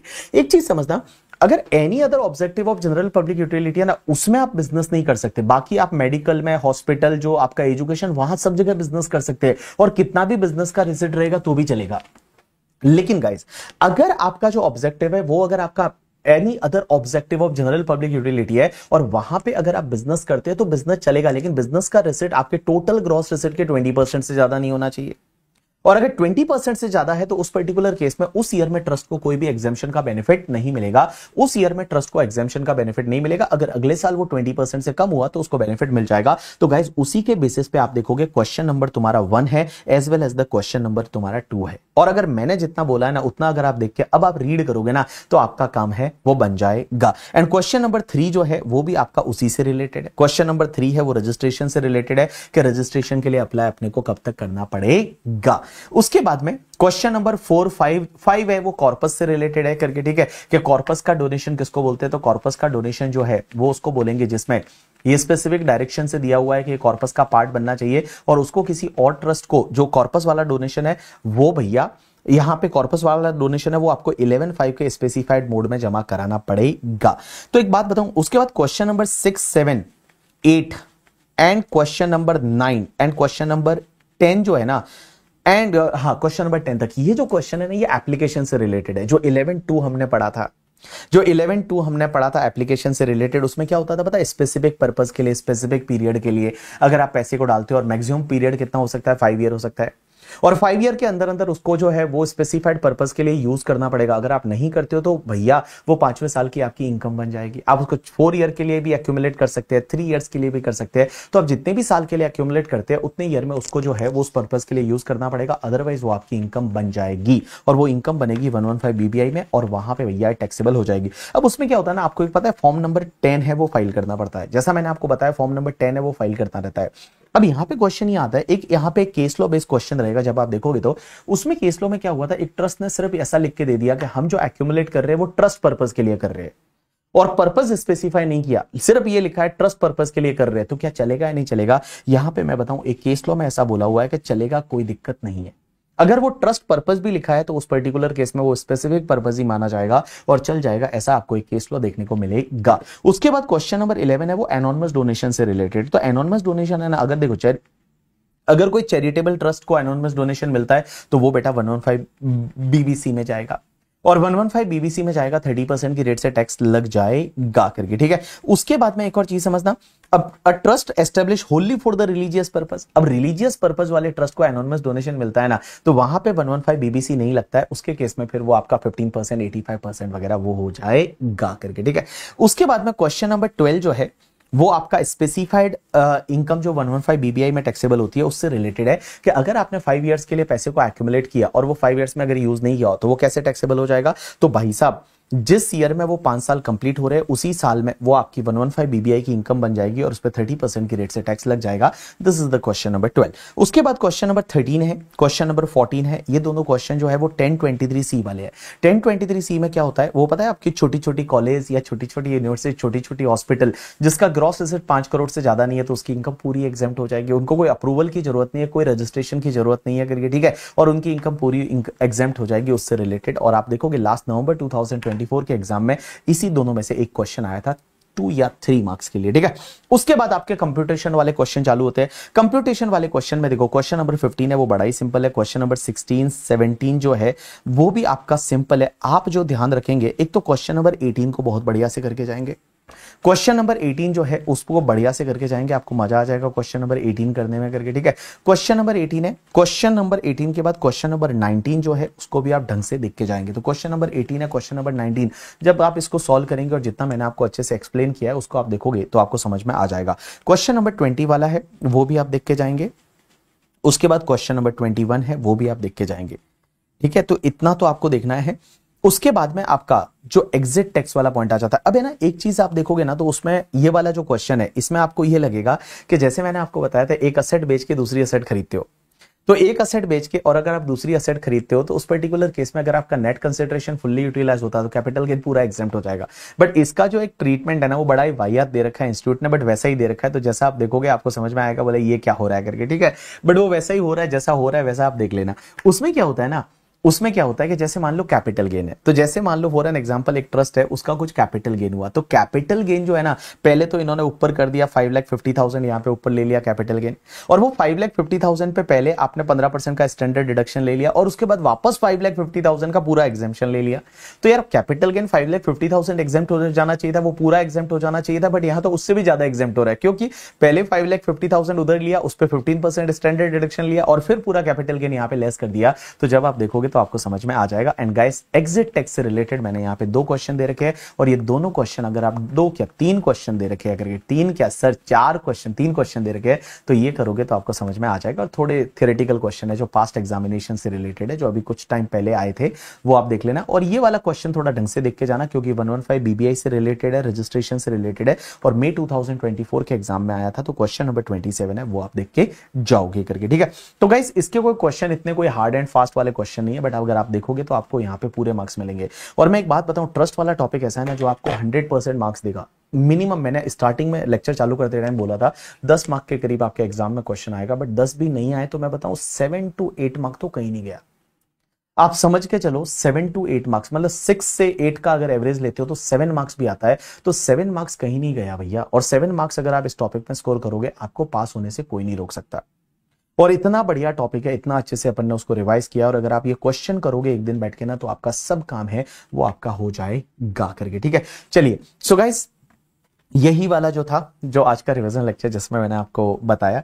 अभी गाइज मैं बताऊं, हमारा बीबी वर्चुअल का फेलिसिटेशन इवेंट हुआ कुछ दिन पहले, आपने भी देखा होगा सोशल मीडिया पे फोटोज वगैरह, मैंने टेलीग्राम पे भी डाली कुछ फोटोज, तो आपने देखा होगा। वो फोटोज हमने इसलिए डाली टेलीग्राम वगैरह पे, इंस्टाग्राम वगैरह, बट आप तो अभी तो एग्जाम का टाइम, आप इंस्टाग्राम का ही फॉलो करते होंगे, बट अगर करते हो तो this is motivation for you कि you should manifest that thing. अगर आप मैनिफेस्ट करते हो ना तो आपको शायद वो चीजें मिल जाती है। मैंने ये तो मेरी लाइफ में तो मैंने देखा है, आपको मैनिफेस्ट करते हो और अगर ढंग से मैनिफेस्ट करके और उसके अकॉर्डिंगली आप अगर वर्क करते हो, हार्ड वर्क करते हो, तो भगवान जो होता है ना वो कहीं ना कहीं तो है और वो आपको वो चीजें दिलाने में लग जाता है। तो आपको मैनिफेस्ट करना है चीजें, और अब मेरे को ये प्रॉमिस करना है कि सर 2025 में जो भी फेलिसिटेशन इवेंट रहेगा उसमें हम लोग आने वाले हैं। And yes, I am ready to welcome you, because lifetime event रहता है। एक बार जब आप सीए बन जाते हो उसके बाद हम भी सेलिब्रेट करते हैं, and we are also happy, because आपके जितने पेरेंट्स खुश होते हैं ना उतने हम भी खुश होते हैं। बट उसके लिए आपको मेहनत तो करनी पड़ेगी, बिना मेहनत के कुछ नहीं मिलता है। लेकिन देखो, हमारे वहां पे एक कहावत है कि भाई मरना है ना, मतलब स्वर्ग दिखना है ना, तो खुद को मरना पड़ेगा। किसी और के मरने से आपको स्वर्ग तो नहीं दिखने वाला। कोई और पढ़ाई करेगा और आप पास होंगे वैसा तो है नहीं करके, आपको खुद को ही पास होना पड़ेगा, खुद को मेहनत करनी पड़ेगी। और वो 4 दीवारी के बीच में जब आप बैठते हो 10x10 के रूम में, जब आप अपने रूम में हो और वो बैठे हो पूरे दिन, जब आपके आसपास में कोई नहीं है, सिर्फ मैं हूं जिससे आप बात कर रहे हो, वीडियो देख रहे हो, मान लो ये वाला। और मैं बताऊं ये वर्थ तो है। एक बात बताऊं, जो भी पहले प्रोफेसर बोलते थे आपको 10th के बाद लाइफ सेट है, ये सब झूठ बोलते थे। एक ही बंदा सच बोलता है, सीए फाइनल के बाद लाइफ सेट है। वाई मैं ऐसा क्यों बोलता हूं? क्योंकि सीए फाइनल के बाद आपको पढ़ना नहीं है, बाकी सब काम है वो बड़े इजी है। जैसे मैंने लास्ट रिवीजन लेक्चर में भी बोला था, everything is very easy, but पढ़ना इज अ डिफिकल्ट। एंड अगर वो डिफिकल्ट टास्क आपने, देखो पढ़ना क्यों डिफिकल्ट है, क्योंकि एक साथ में you have to manage the 6 subject और 3 subject if you are going to appear for the 1 group. And भैया वो लास्ट वाला पेपर है, उसमें तो 5 पेपर आपको पढ़ना पड़ेगा। तो इन सिंपल वर्ड में आपको बताऊं, यहाँ पे बहुत ज्यादा एफर्ट लगते हैं, बहुत ज्यादा एफर्ट है वो आपको लगाने पड़ते हैं। तो आप लगा लीजिए इस बार और सीए इंस्टीट्यूट जैसा रिजल्ट अच्छा रख रही है, हमारा रिजल्ट बहुत बढ़िया रहेगा। और हमारा रिजल्ट मतलब आपका रिजल्ट, क्योंकि मैं बताऊं मेरे को आपसे एक्सपेक्टेशन है बढ़िया रिजल्ट रखो, पास हो जाओ करके, फिर पार्टी वार्टी करेंगे। लाइफ में बहुत बड़ी लाइफ है, बहुत सुंदर लाइफ है, भगवान ने अपने को ये एक लाइफ दी है, उसको ऐसे जिएंगे कि सच में like that is the last day. मतलब हर दिन को ऐसे जियो, आज इतनी शिद्दत से पढ़ाई करो ना, ऐसा लगे कि यार मेरे इससे जितना पढ़ सकता था उतना मैंने पढ़ लिया। ठीक है, चलो guys, thanks a lot people, that's enough for today from my side, see you in the next lecture.